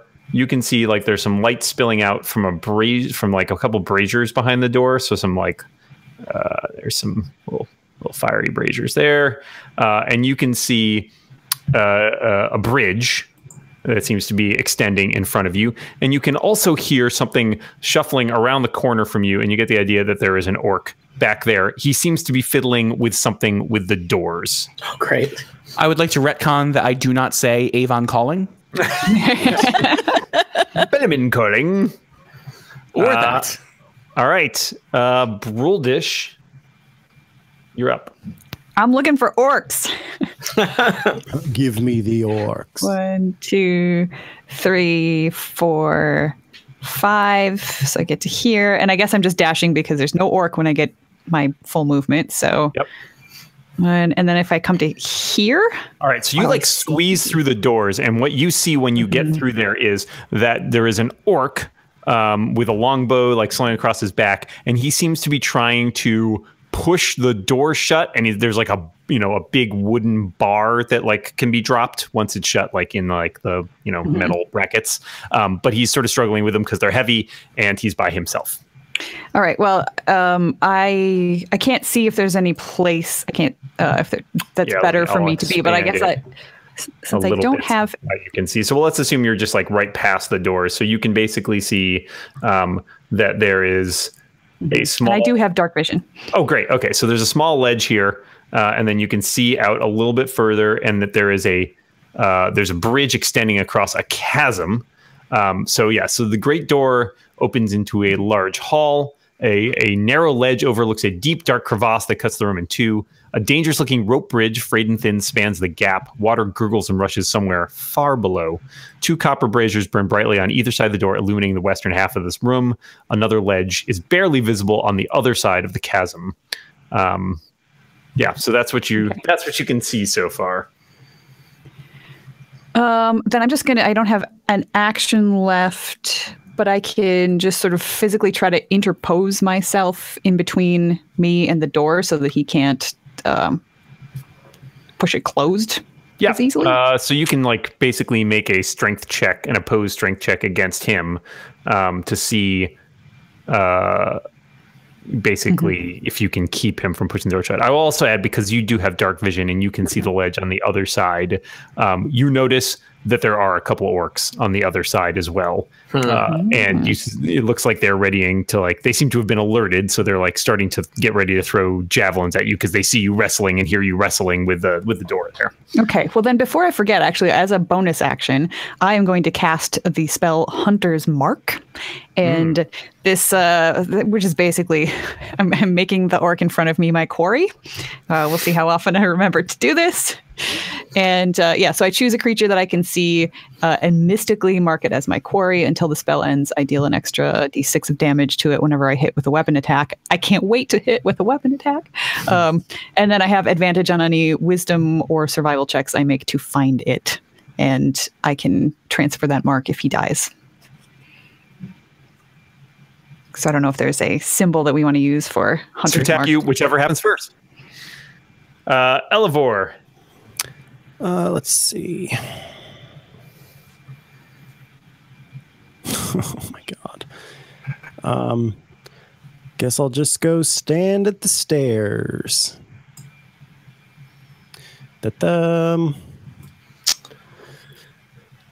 Okay.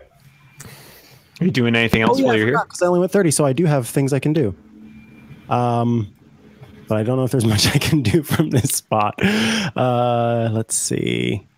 Yeah, those doors aren't open very wide.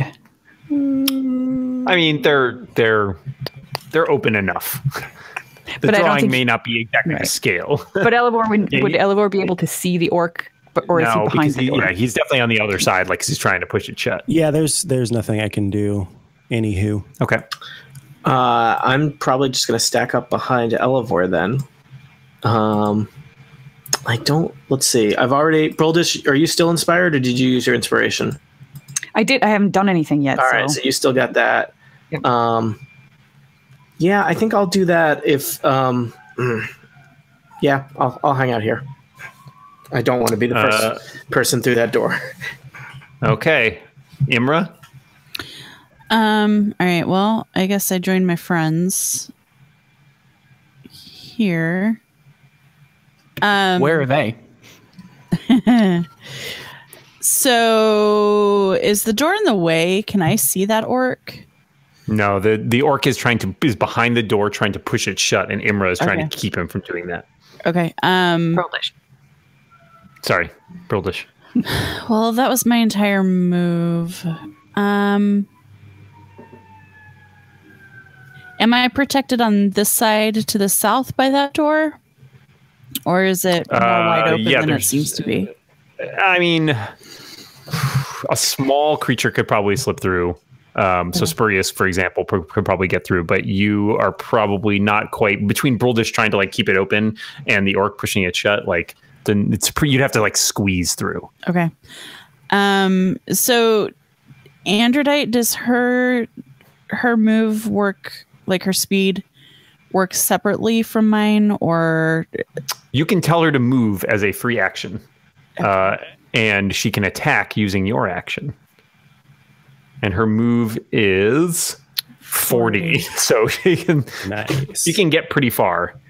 So I have already. Is that 40 from me because I moved and she came with me? No, I believe her move is separate. Okay. I mean, she count. Well, sorry. The difference. Yeah, subtract some of the space. How much did you move? 30? I moved. I think I moved 35. Okay. So yeah, she can move another 5 feet, and you could tell her to dash, and then she could take another 40 feet, but she couldn't then do anything at the end of that. Yeah, I think we're just gonna hang out until our next turn. Okay. All right. The orcs are gonna go. So Spurious, you're kind of hanging out back there. Oh, am I going to take some arrow fire from the walls? You're a little exposed, and you are the only person that there is like a really good shot on. So I'm going to say one arrow comes out at you. So that's an 18. I'm pretty sure that hits. I forgot to put the armor on my character, but I'm guessing my AC is like 15. I thought I put it on for you because it's you're wearing leather armor. Yeah. So I think it's 11 plus your dex. You can look it up, but I get hit is the answer. It's probably not 18. No. How much? And 7 piercing damage? 7 piercing damage. That is, just so everyone knows, Spurious is small. And he can only carry so many hit points in his small frame.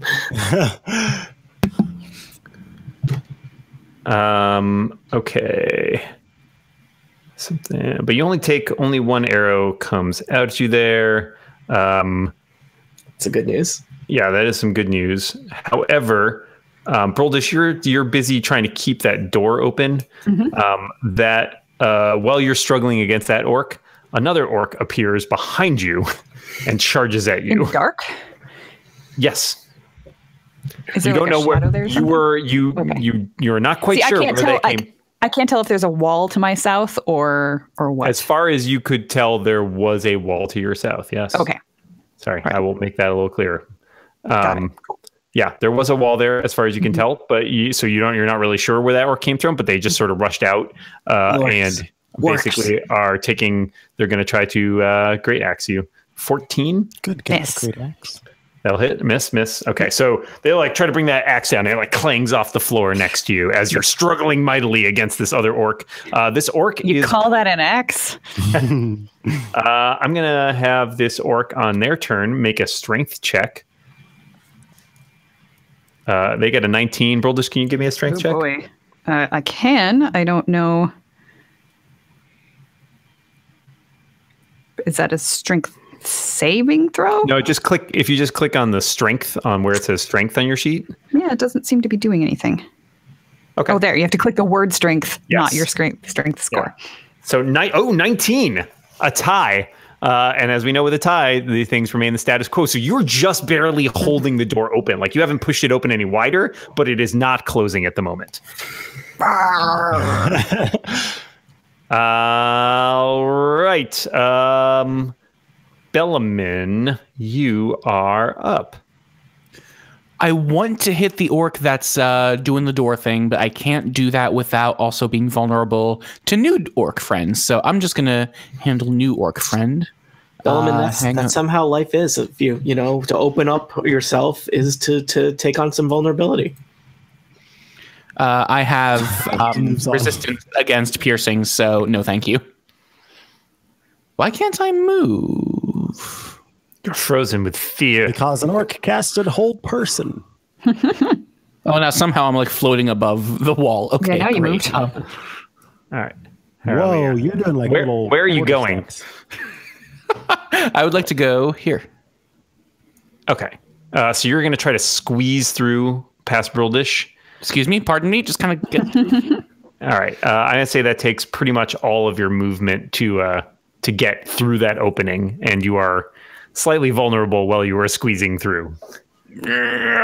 Squeeze. Okay. I would like to Ray of Frost. Wait. Is Ray of Frost ranged? Almost. Yes. It is. Yeah. So would I have any disadvantage being this close to him?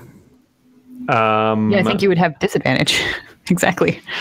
Like literal disadvantage. Okay. Isn't that how it works when you're like when you're? Yeah, I'm trying to remember what a ranged attack. I think you either grant disadvantage or grant advantage on you, or let me see. Ranged attacks. Range attacks and close combat is a you have disadvantage in the attack roll if you're within 5 feet of a hostile creature who can see you and isn't incapacitated. And if I'm back in my original square, would I have line of sight on this new orc?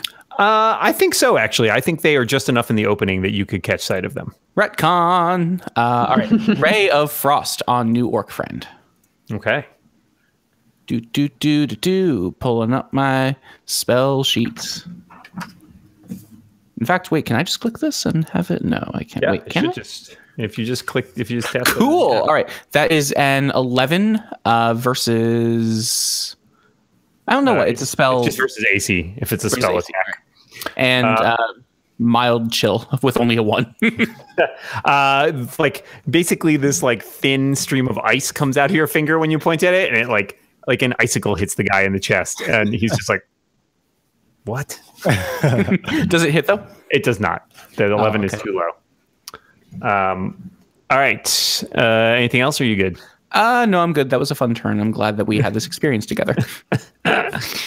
All right. Top of round 5. Bruldish. Okay, so if I try to attack this guy in front of me, do I think the door is going to close, or can I pause in my opposed strength thing to just try to knock him out?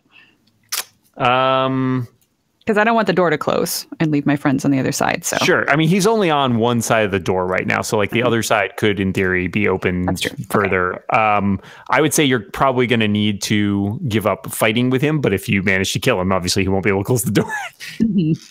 All right, I'm just going to attack him then with my battle axe. So I shout, "Inhale his name, die, foul orc."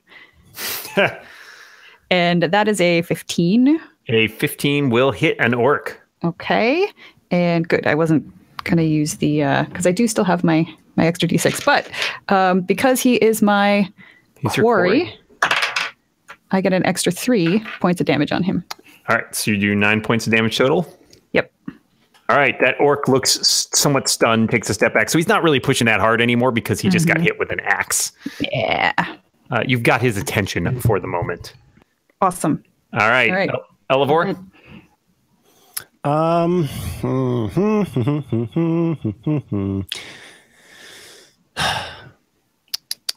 Can you see the other orc? Wait, this one? The one behind the door? No, I mean, the other one. I think I can see it, but I can't. You can, but your Bellman is also in the way, which is going to make it a little trickier. Yeah, and I can't hit with the thing that I want to hit from 15 feet. And if I move up to being right next to it, it's a classic Dungeons and Dragons fighting in the doorways. I'm going to move. Corners and doorways, Tony. Corners and doorways. Now, why is the movement so strange right now? Okay, hold on. It's not letting me move my character. Just every time I let go, it just... Oh, there you go. You moved.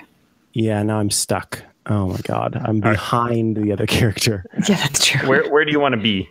I want to be where Brian was before Brian moved back. Thank you. Yep. Yes. I don't know why you can do it, but I can't. I don't know either. I lost Imra, though. I see Imra. She just needs to move one to the right to be back where she was. Imra too. Okay. I see the dog was on top of her. Oh, interesting. For me, she was on top of the dog. All right. Okay. So I'm just going to do this. A 1? Are you kidding me? 19 was the roll and the damage is 1. All right. So you definitely hit him, but it seems like his armor takes most of the damage. So you like carve into his arm, but like it's just a flesh wound. It's just a flesh wound. Gross, hairy orc flesh wound. All right. I think I can fix the movement thing, so we'll see if that works better. All right. So anything else, Elevor? You're all set. That'll be all. Spurious. Seem to be having just a good old party here. I'm going to scoot forward a little bit, which hopefully means I'm out of further arrow attacks from behind us. Mm-hmm. I can see through the doors at this the orc standing by the. You can. Yeah, you may have, depending on what you're trying to do, you may encounter some difficulties because you're shooting through a bunch of people. I'm going to do Magic Dan. Magic. Oh, okay. Specifically, I will do Vicious Mockery. He will take 1 psychic damage if he fails his DC 12 Wisdom check. which he did not. Oh, it's not the most vicious mockery ever. He doesn't seem. He seems immune to your mockery. Oh well. But he'll never be immune to your charms.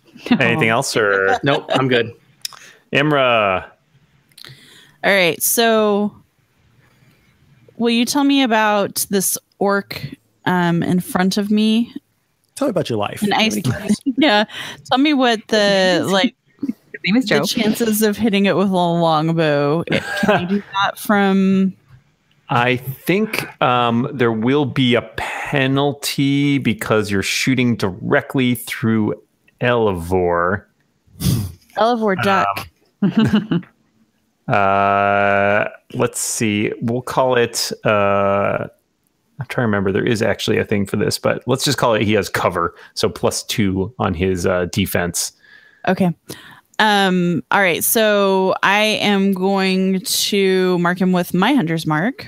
Ooh. Ooh. Dueling Hunter's Marks. Mm-hmm. Is that a spell for you or just a power that you can do? I'm just curious. Oh. Mine takes a spell slot. Yeah, Dan, does it take a spell slot? Yes, it is a spell. How many spell slots do I have? Let's see. I think You you know have what? 3. Yeah, okay. I don't see it on here. I think you have 3 spell slots. All right. Then I'm not going to do that. I'm going to As a ranger, you should have 3. Yeah, 3. 3 level And 1 3 spell spell slots. slots. Got it. Yep. Okay. All right. I'm not going to do that then. I'm just going to try to hit it with my longbow. Okay. Well, an arrow from my longbow, not my longbow Flap, specifically. flap, flap. Yeah. All right. So Although you have that seems fun. 14. Unfortunately, because Elevor is sort of like ducking and weaving with his scimitar, the shot goes a little bit wide. It was very close. It was very Okay. close. Should have sent Androdite If out. Elevor hadn't been there, you felt pretty confident you would. great. Thanks. Everybody has Elevor their role to strikes play. All right. All right, that's my turn. Okay. The orcs are up. So we got, the orc in front of Elevor will attempt to hit him with an axe. 12. Versus AC, right? Yep. No, that is not a hit. Ooh. Wow. Okay. The orc that Broldish hit will attempt to hit her with an axe. 10. Bring it on. Nope, that does not hit. And a javelin whistles across the crevasse at you. Oh, I like whistling. Yeah. Javelin. Oop, nope, that's wrong. Sorry. Ignore that. That was melee, not Melee. ranged. 12. Miss. All right. I assume it was coming at me since they wouldn't have a clear Yes, shot. the at it. Broldish you're the only person that they can actually see there. That's the way I like it. Yeah, actually, there, and I hope you like it because there's a second one, 16. I still like it. It doesn't. All right, so 2 javelins hurl at you and bounce harmlessly off the floor. Bellaman. I think I like turned to Broldish in the middle of it and just like give it like a nice little nod. Like that was pretty awesome. My scars are standing out extra strong because I'm all flushed. Oh man. Excuse me, Elevor. Just gonna scoot through here. Oh, sorry, Orc. Nice to last meet time you. How did you that, doing? You didn't do anything, so I just want to make sure you gotta. I'm just kidding. I am going to bludgeon this person with my quarterstaff. How's this quarter? That's a non-natural 20 versus AC. An unnatural 20. That will hit. How much damage does that do? That does 1d8 of bludgeoning damage. That's a 4. All right, so 4 damage. You whack him upside the head. Ha! Now think about what you've done, Orc. He's still standing, though, but he seems a little like his bell got rung. All right, Broldish.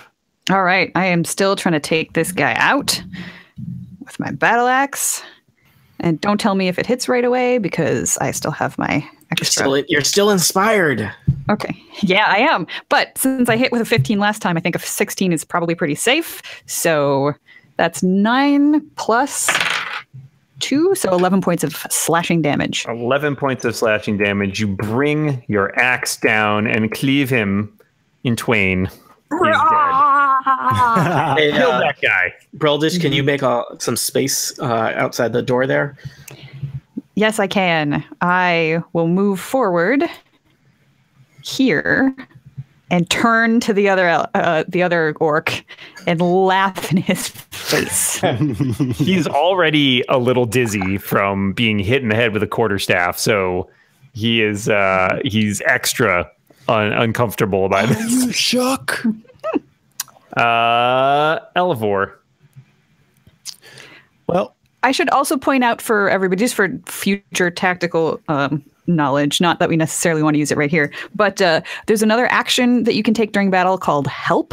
And one of the things that you can do is you can aid a friendly creature in attacking a creature within 5 feet of you. So if somebody has a particularly potent attack that would do a lot of damage, somebody else who's also within 5 feet of that same creature could help. And then that's all you do on your turn. But the other person gets advantage the next time they attack. oh, sweet. Okay, I'm just going to scimitar again. Okay. 2 points of damage on this guy right in front of you. So you thwack into him again, and he is so he's been buffeted on every side now. But I'll tell you right now, a Brildish will probably never help anybody else because that would mean she doesn't get to attack. Just say. All right, Elevor, anything else? Nope, that'll do it. Spurious. Spurious is going to scamper forward and stab an orc with his rapier. Wow, critical. Whoa, As a critical. So you do 17 points of damage on that orc. I like this new guy. You run up and you stab him, like you just like skewer him with the rapier. And he is in fact so badly skewered that he like staggers backwards and like falls out. He goes, oh, and falls down the crevasse. He's dead. Nice. Just in case there's any questions. Hurrah! Well met, new guy. I can't remember your name in the heat of battle. Well done, Spurious. Anything else from you, or are you good? I'm good. All right, Imra. There is currently no orc visible, but you have seen a couple javelins. You're a half elf. You probably have dark vision, right? I do, yeah. Yeah, so you can see that there are. I'll reveal this for those of you who are able to see it. You can see that across the way there are basically another some rocks that the orcs are like kind of ducking behind and then popping out and throwing javelins across at you. And there are a couple doors behind them. Okay. Well, the last one didn't seem like you wanted to talk. There's no use She talking says with as she elves. pulls back her bow. You didn't seem like you wanted Or with elves. Sorry, orcs. I'm very racist against Did everyone. you say urban elves? No, I said against elves. Yes. Okay, I was like urban elves. All right, that seems questionable. Well, urban elves. Urban elves, country elves. You got your wood elves, Urban your high elves. elves. The next fantasy novel from Dan Moore, the acclaimed writer. I'll be right back. City in the country. Oh, all right. So I'm going to move forward a little bit so I'm not shooting through my friends. And I'm going to longbow the one who is not very well concealed under the rock. All right. So yeah, just FYI, they do both have some cover because they've got rocks there and they are like kind of hitting and running. So there will still be a penalty. They have half cover, which gives them a +2 bonus to AC. Okay. I'm doing it. FYI. I think we definitely want to take them out before we get on that super rickety bridge. Well, you better tell that to Brildish because I don't think she's. Spurious definitely wants to take them out before he gets on that rickety bridge. Okay. 16, even with the penalty, 14 will hit an orc. So it's the you target bridge decisions. Good. Okay. You targeted this dude? The north one. Yep. Okay. So 8 damage. Nicely done. All right. So you hear a cry from the other side as the arrow finds its mark. Sweet. It is the orc's turn. So a couple things happen. First of all, javelin fly across one at Broldish and one at Imra. Broldish 13. Miss. Imra 8. Miss. All right. Secondly, Broldish, give me a what is your passive perception? 11. 11. Okay. You hear like a grinding from behind you, which is a little weird, but you don't really have time to register what has happened other than there is an orc has charged seemingly from what you were pretty sure was a wall before, and is running at you with an axe and is swinging at you 10. Nice. All right. Seems angry, but there is an orc in your face.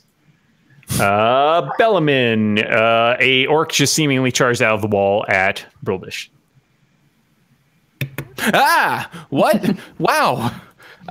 That's surprising to Bellamin that an orc has shown up. What happens if there are two people between myself and that orc? Depends what you want to do. I would like to do something rangy. I'd like to do Frost's thing, Ray of Frost. Okay. Frost thing. Frosting. Because it's a spell attack, I'm going to say they do, well, yeah, they just still have cover because you're like shooting a physical like bolt of ice, right? So your friends get in the way there. That's still problematic. Yeah. It's not quite like creating an effect like Spurious's thing does where they have to save against it. So exactly. Make me a check, but they'll have like a little bonus to their AC. Make me the All right. Ray of Frost. That is 14 to hit. I'll say that hits. So it's because you're using your magic powers. He takes 2 damage, 2 cold damage, and his ear gets like frozen, and he's like, he's angry about it. His speed is slowed until his next turn, 10 feet. Okay, he's probably not going anywhere. Not a lot of room to move here. Broldish. All right. So first of all, I'm going to use my bonus action to move my quarry to this new fellow or lady. I don't know. You don't really have time to exchange pleasantries. Nope. Nothing pleasant about this orc. So I scream, "Ha-ha! Welcome to the fray!" and swing with my mighty battle axe. If it ever... I don't know if it's just delayed. Okay, I'm going to hit it again. If 2 pop up, we'll take the first one. Oh, well, you'll take the critical. So that is a crit. Yes. So that is 11. And I still get my quarry damage on top of that, correct? Ooh. Yeah. So 14 points of slashing damage. So you turn around and that guy basically wishes that he had not run through that doorway or whatever because he's dead. So he runs around, swings an axe at you, like misses, and because his axe like got lodged in the floor and he's trying to yank it up, you just line up a shot and you're like, basically I was facing the other way. He attacked my back. I turn around and just one arc just slice him across the middle. Comes away from his neck. Mm-hmm. All right, well done. So the head like goes down the crevasse. And then I think actually I want to take a couple of steps over this way. Be like, there's orcs coming from this wall. I must. What can we do? Actually, give me a perception check as you get closer there. Sure. You find the lock. 15. 15. Great. So basically, you catch sight of a groove in the wall, and you basically realize that there is a door there, a cool. Secret door. I'm trying to find it. Secret tunnel through the mountain. Why is this not working? Oh, here we go. Let's try this. And as you sort of like nudge it open, you see there's another orc on its way down. But we'll hold on that for the moment. Guys, I found an orc tunnel. Elevor, Broldish is yelling something about orcs. There's a couple orcs across the way. Yeah. I'm trying to decide here.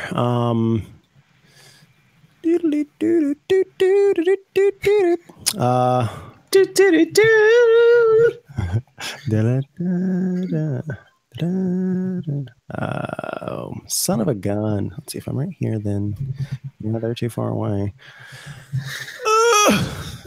all of my good spells are like incredibly powerful and would cause, I think, more issues, or they're like short ranged attacks. You got a lot of like bridge blowing up spells. Yeah, exactly. I don't want to blow up a bridge, and I also am not close enough to anything to be able to do something like poison spray.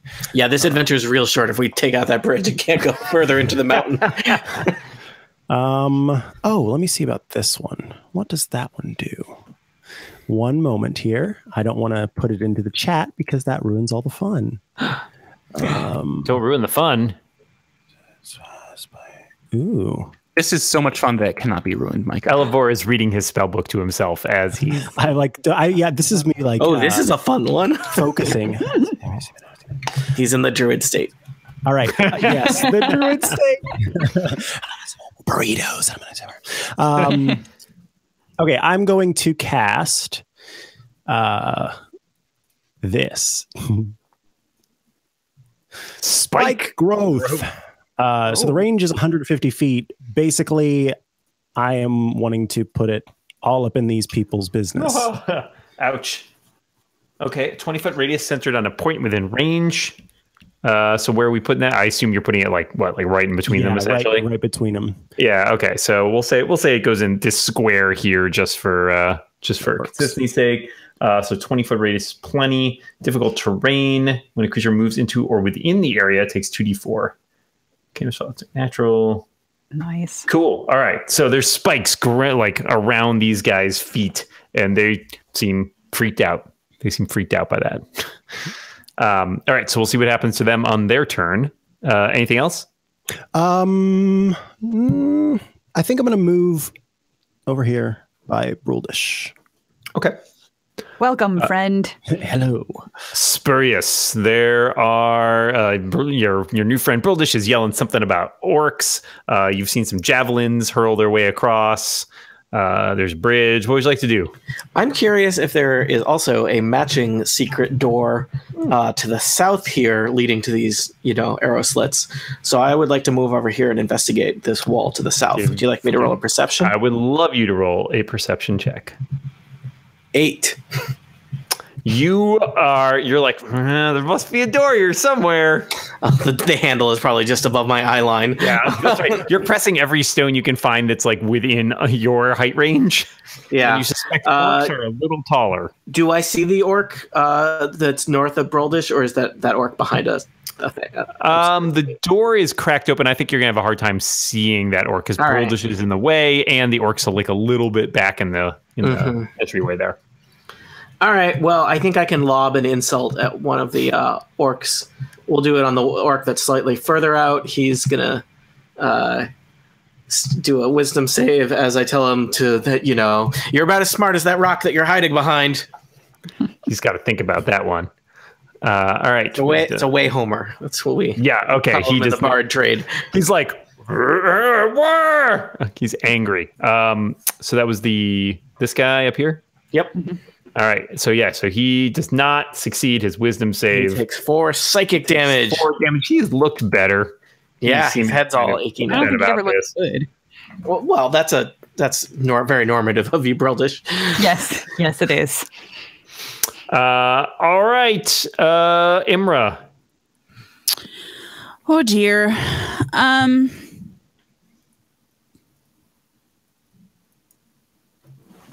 Oh dear. Will you tell me about the spikes at the feet of the orcs across the way? Will that, if I went over there, would that harm me?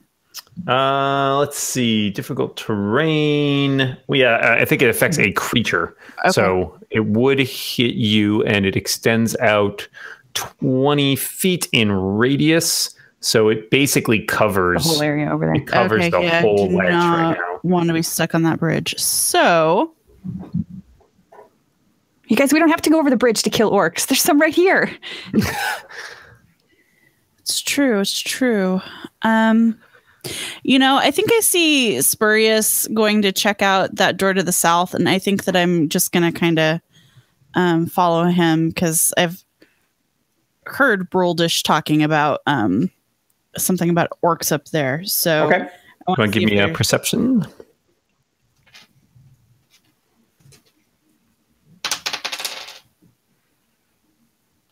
11.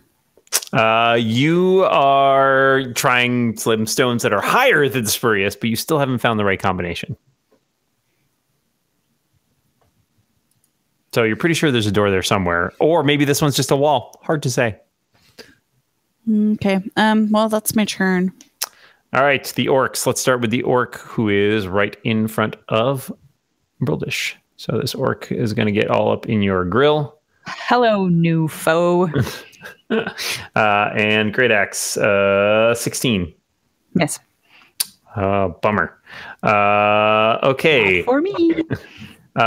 This orc over here will pop out. Actually, he's not going to pop out. He's nursing his wounds, but this guy will run forward a little bit, and he will take some damage from Elivor's spikes. So that's 2d4 for every 5 feet. Well, he runs 5 feet and takes 4 damage. Ouch. And is trying to figure out what the hell just happened there. But he will take that opportunity to throw a javelin at Bellamin, who is actually the sort of most visible one there. Is A he? javelin, I would a feel like Bellamin. Bellamin would have the most cover on the other side of the. He's of the poking out rock. though. He's poking out. All right, I'll give him. You'll have a bonus. You'll have a +2 bonus to your AC, Bellamin. Great. 19. May come down to that. Yeah, nope, that still hits. Oh, how long does your blade ward last though? That was only one turn. Oh, it was only 1 round. Yeah. Okay. All right. So you'll take 5 piercing damage. Alrighty then. Okay. So that is 2. Let's see. I think they all went. Let's go to Bellamin. Is your turn to return fire if you want. That guy is this guy who ran out is like exposed now because he sort of like ran out intending to throw a javelin and they like got hit by a bunch of spikes and it was just like and like didn't quite get it. So he's kind of standing. He's a better target now, so no penalty to hit him. We're gonna do my guess. We're gonna do my favorite Ray of Frost. It's your favorite Ray. 23 will 23 to hit. definitely hit, and a 4 damage on that guy. All of a sudden, he's just coated in ice, and he falls down. He's an orcicle. Well done. All right, back to the top. Bruldish, there's an orc in your face. I'm going to use my bonus action to move my quarry to this fellow person, orc. All right. And once again, in Hela's name, let my sacred battle axe try to bite in. Ooh, I don't like that 12. I am going to use my bardic inspiration. All right. Be inspired. 12 becomes a You inspire me every 15. day, Tony. 15. You are inspired. Spurious, something about him. Spurious is you Something. on. It's And not clear what it is. And you hit him. You hit him with your axe for 9 damage. 11 Plus total. 11 damage. Oh god, that guy looks sad that he even decided to come out of that door. He seems to be like looking a little scared now. He's like backing up a little bit, like, maybe I didn't want to come out here. I The day lean is in. ours, friends. The day is ours. Ha ha. All right, that's it. That's it for me. All right, Elevor.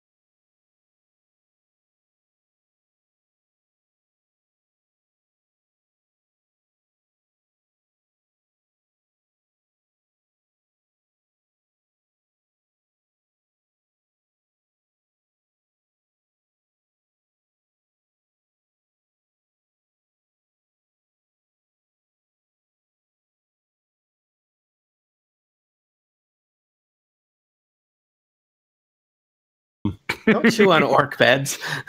Yeah, that's not a Chew good on idea. the beds. Dan, 300 it's is. just measuring what's within See how 300 big feet. 300 feet is? It's It's a pretty lot. big. Very big. Yeah. I mean, I think probably the caverns make it confusing, but it's pretty big. Yeah. I mean, technically, you were saved by Spurious. He did cast the spell, but there are those of us here too. I'm Bellaman. I'm cool, and I think I deserve inclusion in these memories as well. I wish we had some way of rewarding you, but the orcs took anything of value that we had on us. I mean, perhaps if... Don't need reward. Justice is its own reward. We hope that the rest of your day and Yep. lives are much Yes. less eventful. I agree. I'm nodding along. I also roll a medicine check just to see if they're hurt, if I can bandage their wounds. They're or a anything. little... I mean, they're a little banged up. But Probably they're not malnourished. serious. I give them Yeah, each a not biscuit. Seriously. Okay. They will take your Oh, biscuit. They you will- will see a pony on your way out. That's fine. Please don't steal the pony. A real hero would Give him let the give people him this that carrot. they rescue. A real hero would let the people that they rescue take their pony. But that's Oh, yeah. If you want to borrow the pony, I mean, as the bard says, neither a borrower or a lender be, but you can have your own conversation with the pony about what you want to do. I've Well, never maybe heard a he bard say that before. Maybe if we take the pony, you can come to our farm and we can at least cook you dinner or something like that when you finish Sure, whatever task Tony you loves have here. her. And he's ambivalent on farms. Ambivalent. All right, they kind of give you some weird looks and then scamper off. Spurious is used to those. That's the common look that the common folk give celebrities such as himself. That's it. I think I'm starting to learn that Whiskerface is not as his name. Famous. I love. Did you call him Whiskerface? So there is a bunch of junk strewn around the floor of this place. There are several passageways, one leading off to the north, one leading to the southeast. Brothers, I one think leading to the east. we might have company soon. That Knoxville is unfortunately rather loud, so I'd be on smile. alert. I smile and then I be on alert. What's this whole? This is Elevor. What's this whole Spurious, Broldish, buddy thing going on here? It's like the rest of us aren't even here. Spurious is friend to all, Elevor. Remember when I stole that money from you? Wait, stole? I gave you some money, yes. Well, So I you're talking took about the that copper coin that but you gave it back to me, remember? I know. That's the bond that we have. One bond. Anyway, let's. What I'm saying is, the rest of us are involved in the decision making here, old pal, and I would be lying if I didn't tell you I was getting a little jealous that you're becoming such good friends with Broldish. I'm friends with all of you. Wait. Why aren't you jealous that? Oh yeah, the other way around too. Yes. Also, yes. Wow, this party is complicated. That is their Bellman ran over to the that's their Bellman ran over Facebook to the right status. side. Hey, Elevor, do you want to make a big decision with me? Yeah. So, what are you gonna have for dinner this Well, burritos? Well, I was going to ask if we should go north or south. So from the southeast, I will say there is some light coming from that direction. You did notice that there were some red coals glowing down there before. So you can sort of see now that you get a little, especially Elmer, since you have, I believe, dark vision. You will see this little chamber here appears to be, a makeshift kitchen, such as it is. A large smoky fire crackles in the center of this room. Battered pots and kettles are stacked all over. Clearly, it's basically where they prepare most of their food. Is there a hole in the ceiling that we think that perhaps this is where that smoke was coming from? There is. In fact, you feel a distinct draft drawing the smoke up through a rough hole in the ceiling. Okay. Great call. I would like to loot it and find anything that could maybe heal, like an apple that would give me a few hit points. That's not how this Yes, game the works. 2 hit Is that point how apple. apples work? He's playing too much Zelda. That's a special variety of apple. You get half a heart back, Brian. Where'd you get If you magic cook it, you get a apples? full heart back. I would love a magic apple. I think if you There walk on are the no coals, magic you can apples get here. them. And in fact, most of the food that's here is not food that you find particularly appetizing because orcs are far less discerning than you It's are. pony and human. How do they get to pony? I don't know if it's that pony. It's just pony. A pony. I can tell with my nature. All right, I'll let you guys search down there. I'm going to stay sort of in the middle just in case we have orcs coming from another direction. Is there anything in the cavern where the prisoners were? Is this wall just literally a wall, or is there? It was basically a cave that was turned into a blocked off and turned into a prison. I wasn't sure if there was maybe. And is there a passageway going off to the north here, or is that just? Yep, there's one going to the north and one going to the east. Okay. All right. Then I'm just going to stand kind of right in the middle. So keeping my eye on both, sort of. So I want to make this known to the party. I really, really, really want to use invisibility at some point and sneak in and see what things are and then report back, because that sounds like a lot of fun. How's your stealth? Yeah, who's stopping you? Unimportant. I get to be invisible. Are you also silent? Send Bellaman off to the north? Sure. No, I'm not silent. Also, I says, how are orcs' sense of smell? Oh, yeah. It's pretty good, isn't it? It must be bad because they all stink. They don't even know. Yeah, I don't think it's anything. My understanding is it's nothing unusual. Okay. I don't think it's particularly sensitive. Filthy hobbitses. And they're not very. They're not very smart. Well, why don't we? I don't know. Should Elevor go? Not Elevor.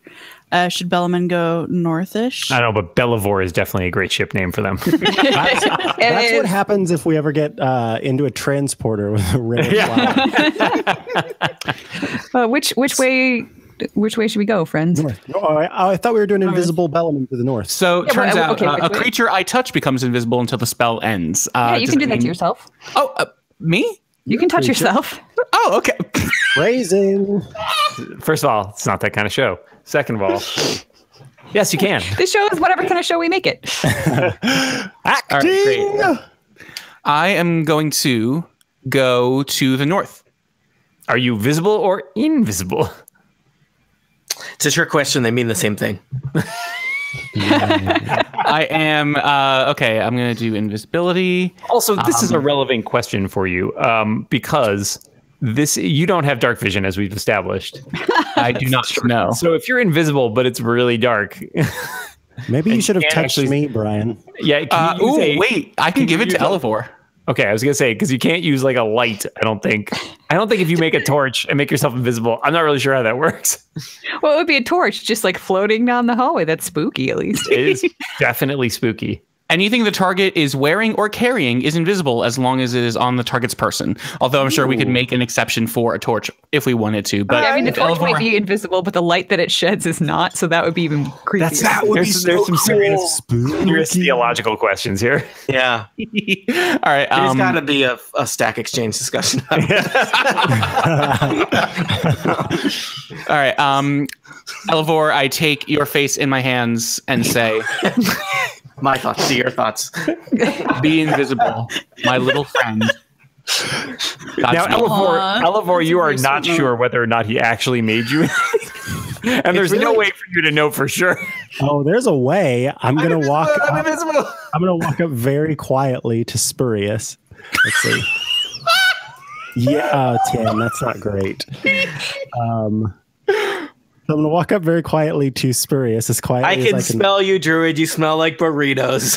Dang it! I don't see you.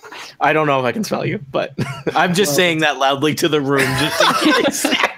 And that was my trick the whole time. That's how I was testing it. I knew Spurious would say something. Okay, I'm going to start going up the north. I always smell like burritos. I'm going to start going up the north passageway now. I'm going to just stand here since I'm slow. So if I hear if you suddenly shouts, hear some I can go go dashing. Elevor, you make your way up this passage. There's basically appears to be some more junk and what appears to be a much larger room at the end of this. But, as you sort of pick your way along and try to remain quiet, you're not saying quite as quiet. You don't hear too much coming from the directions. You hear some sort of just animals scrabbling, like rats or something, but not much else. Okay. Rats, but not rats. There's the junk. Okay, then I'm gonna make my way Oh wait, I'm gonna wait till you Downtown. finish revealing what you're revealing to me. Making your way in the caves today takes everything you got. Yeah, so But, there's basically okay, while I'm there, a lot of junk. can I? I will describe this for you. Haphazard stacks of crates, barrels, sacks, and bundles crowd this long cavern. Oh, man, hoarder orcs are the worst orcs. To the north, 2 finished stone passageways open to the east and west. So basically, one goes off there, one goes off there. A narrower opening leads south, so back towards the direction that you came. And then there seems to be something a little bit further over in this direction, but you're having trouble seeing it because that's just pretty far for you, even with your dark vision. Okay. Okay. How long does invisibility last? Yeah, that's what. Because I like the idea of Elevor just being able to sort of like go out ahead of us and be like, okay, come this far and wait, and I'll keep going. Yeah, how long does it last, Brian? 1 hour. 1 hour. Oh wow. Yeah, if Or you until you do something, right? attack something or cast a spell, that will also It's concentration. immediately end. Yeah, so I would need to keep focus. Well, I'm at the very least, I'm gonna head over here if I can to try to get some more clearance. Okay, so you notice a couple things here. There's another stack of crates and stuff that seems to be blocking off a hallway. There's also what appears to be an old well full of murky water. I'm going to approach the well. Okay. And then I'm going to roll a nature check to see if there's anything strange about the water, or if it's just like old, dirty water. It just seems like it's mostly old, dirty water. Like it might have at one point been a nice, clean well. But really, like the orcs don't really know how to maintain the water system. Like the dwarves built like complicated water systems, right? Because they knew what they were doing, and the dwarves don't really know how to maintain that. Gotcha. Well, that's too bad. You roll a 23 in nature, and you just find out it's gross water. Hey, I love that old dirty water. That old dirty water, aka. You do notice that this tunnel above you to the east appears to be like, I mean, essentially it is a passageway, but it has been piled high with crates and sacks of flour and like really just packed in there. Mm-hmm. Can he see any farther down this tunnel that appears to lead back? Yeah, and in fact it does. Aha. Tunnel there, and there's another mouth of a tunnel down here. Oh, there is more. Okay. Okay, the last thing I'm going to do before I go back to the party and sort of relay things, I think.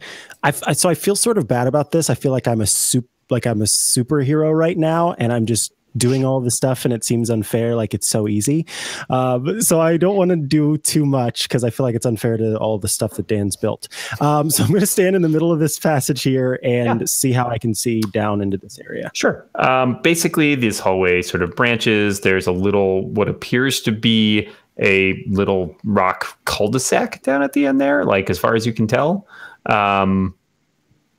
And the other direction appears to be a more worked.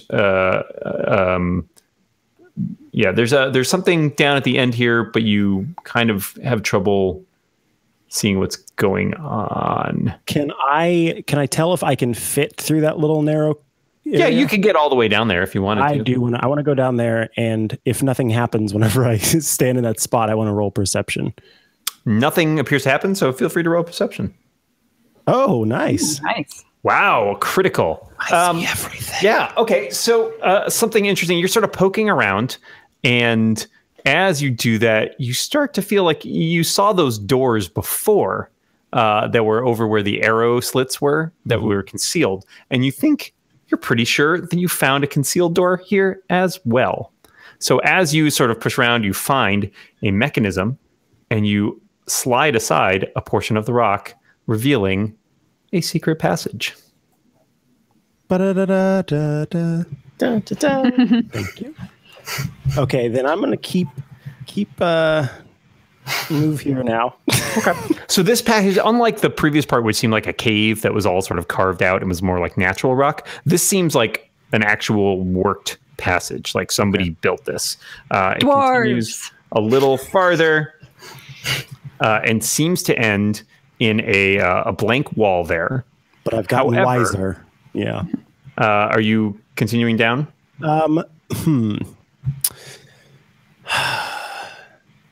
See, okay, I don't want to ask everyone else because technically you can't even see me, so it would not be realistic for me to ask you.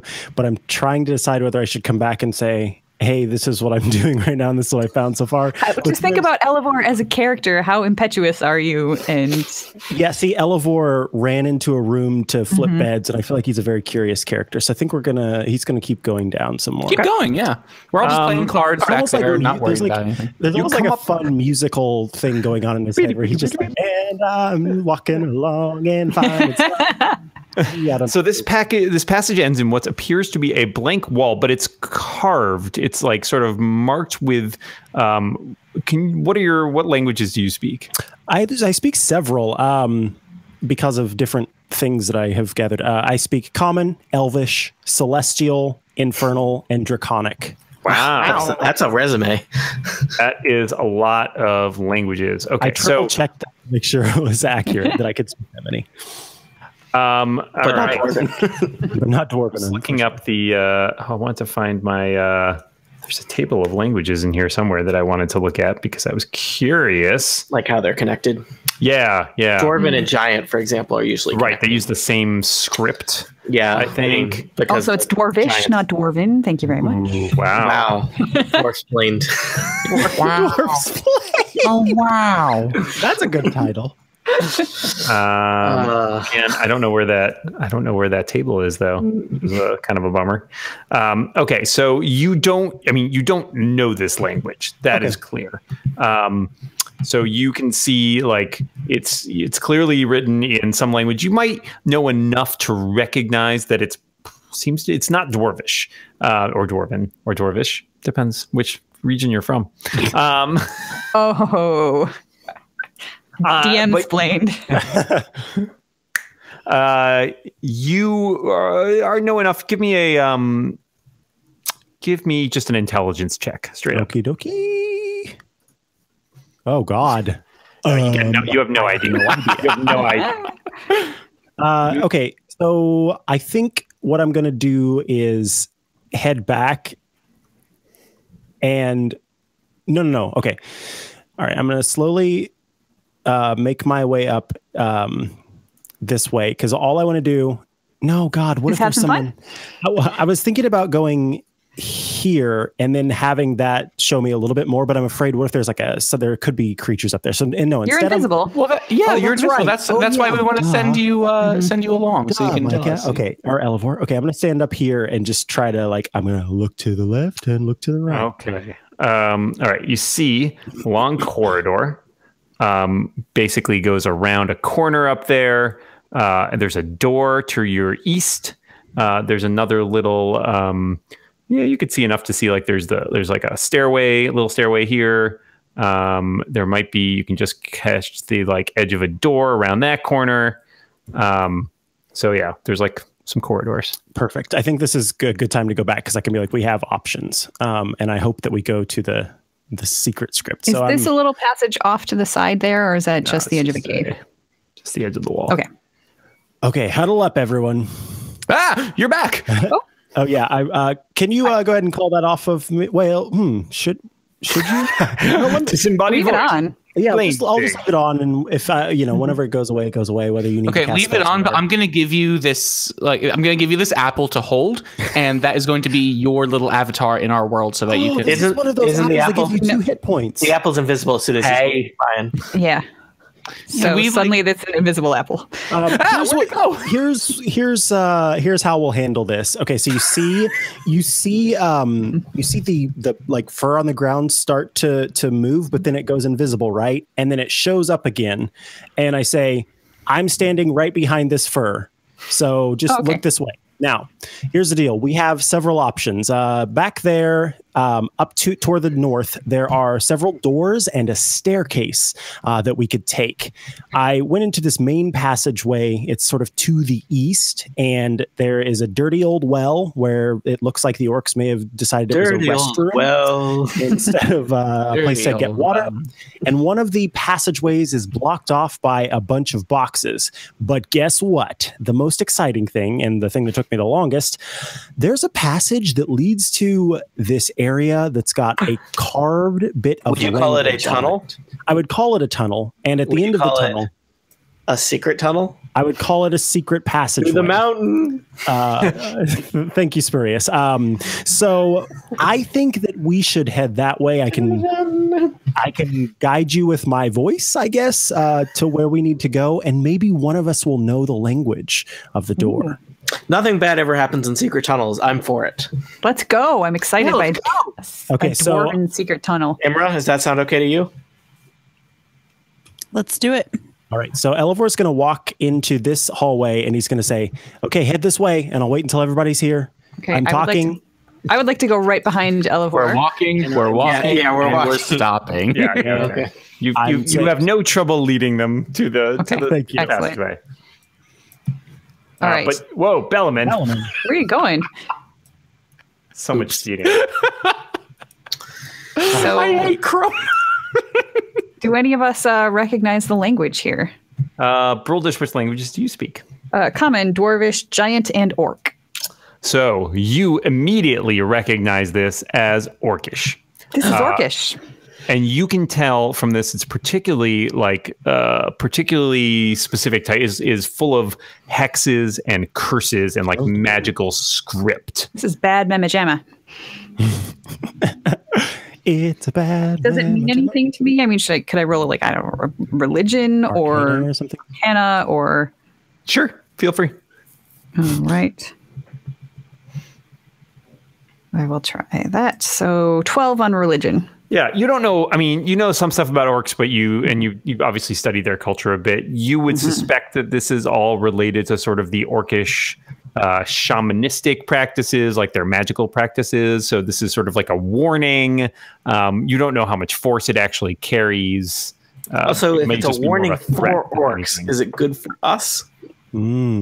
I would also like to roll a history check relating to just the actual stone of the mountain, since you said this was more of a worked tunnel. And I have advantage on that because I'm a mountain dwarf. So, Okay. I totally hit the wrong button. We are all You deceived. lied your way out of that. Okay, so I got a 9. This whole time, you're not a dwarf. I'm not actually a mountain dwarf. I am a dwarf. I'm just not a mountain dwarf. Yeah, so. you're a hill dwarf. You take that back.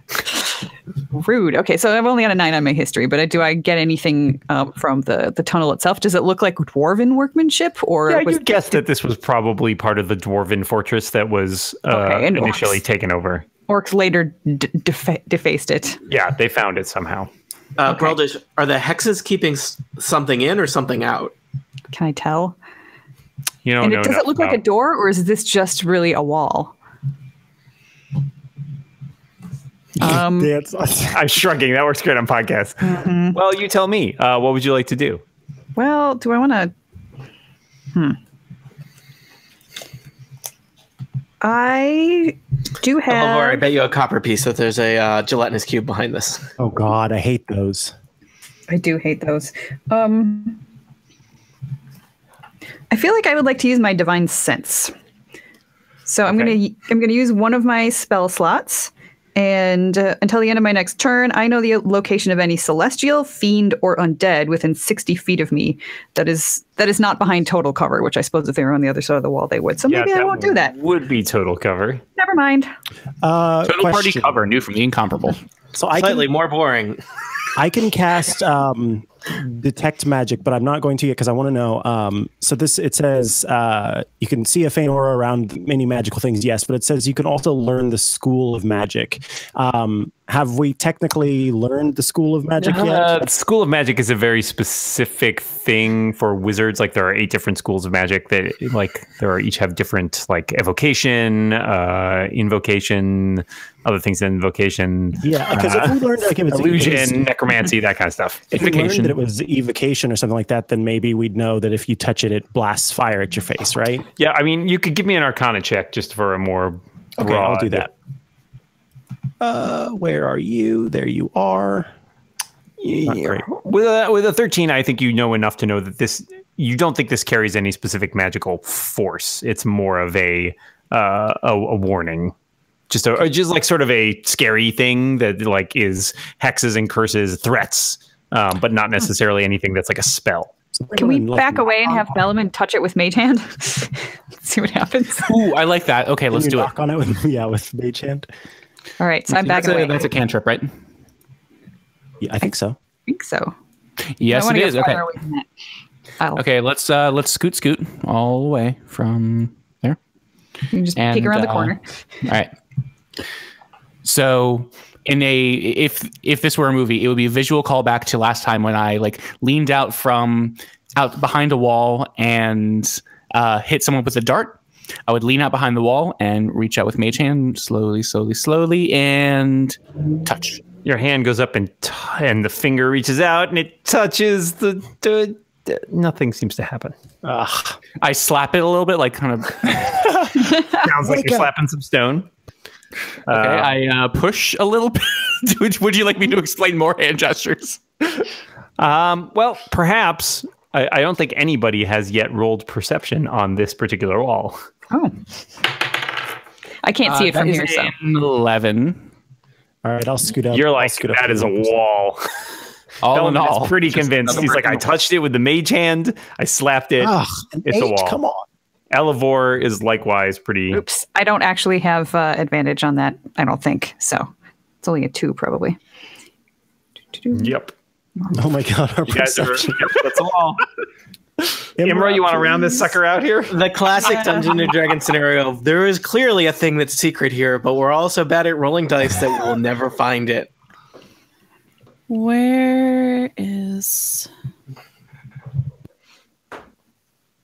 Okay, I'm so tired. I cannot find perception on my character. It's in your sheet. skills list.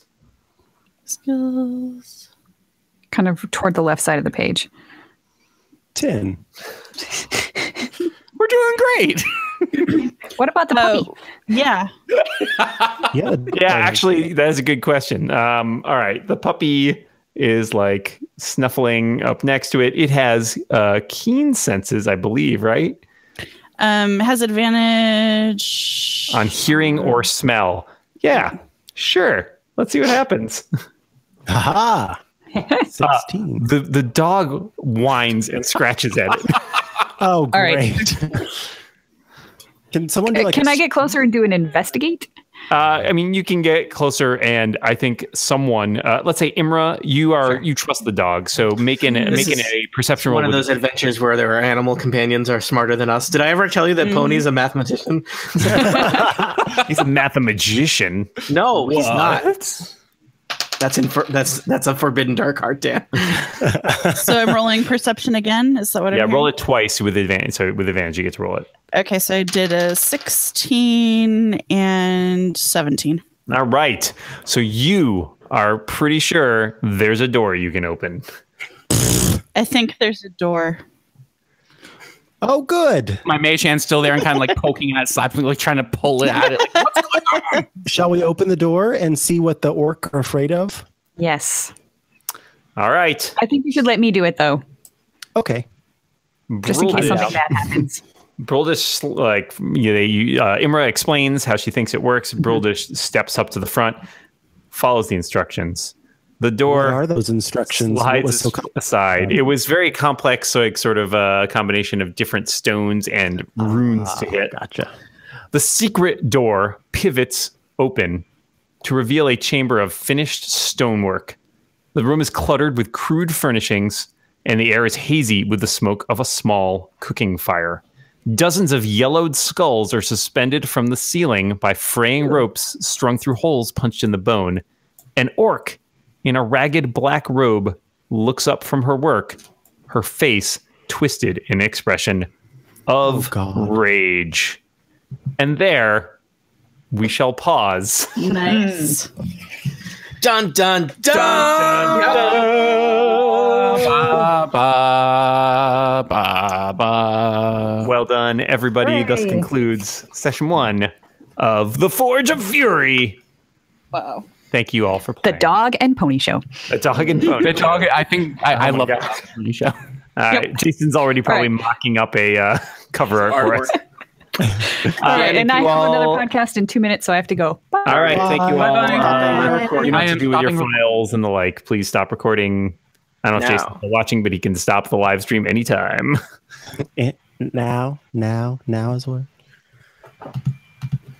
Goodbye. Oh crap! I have a bunch of other stuff to upload too. I think from childhood camp. I forget if I uploaded that.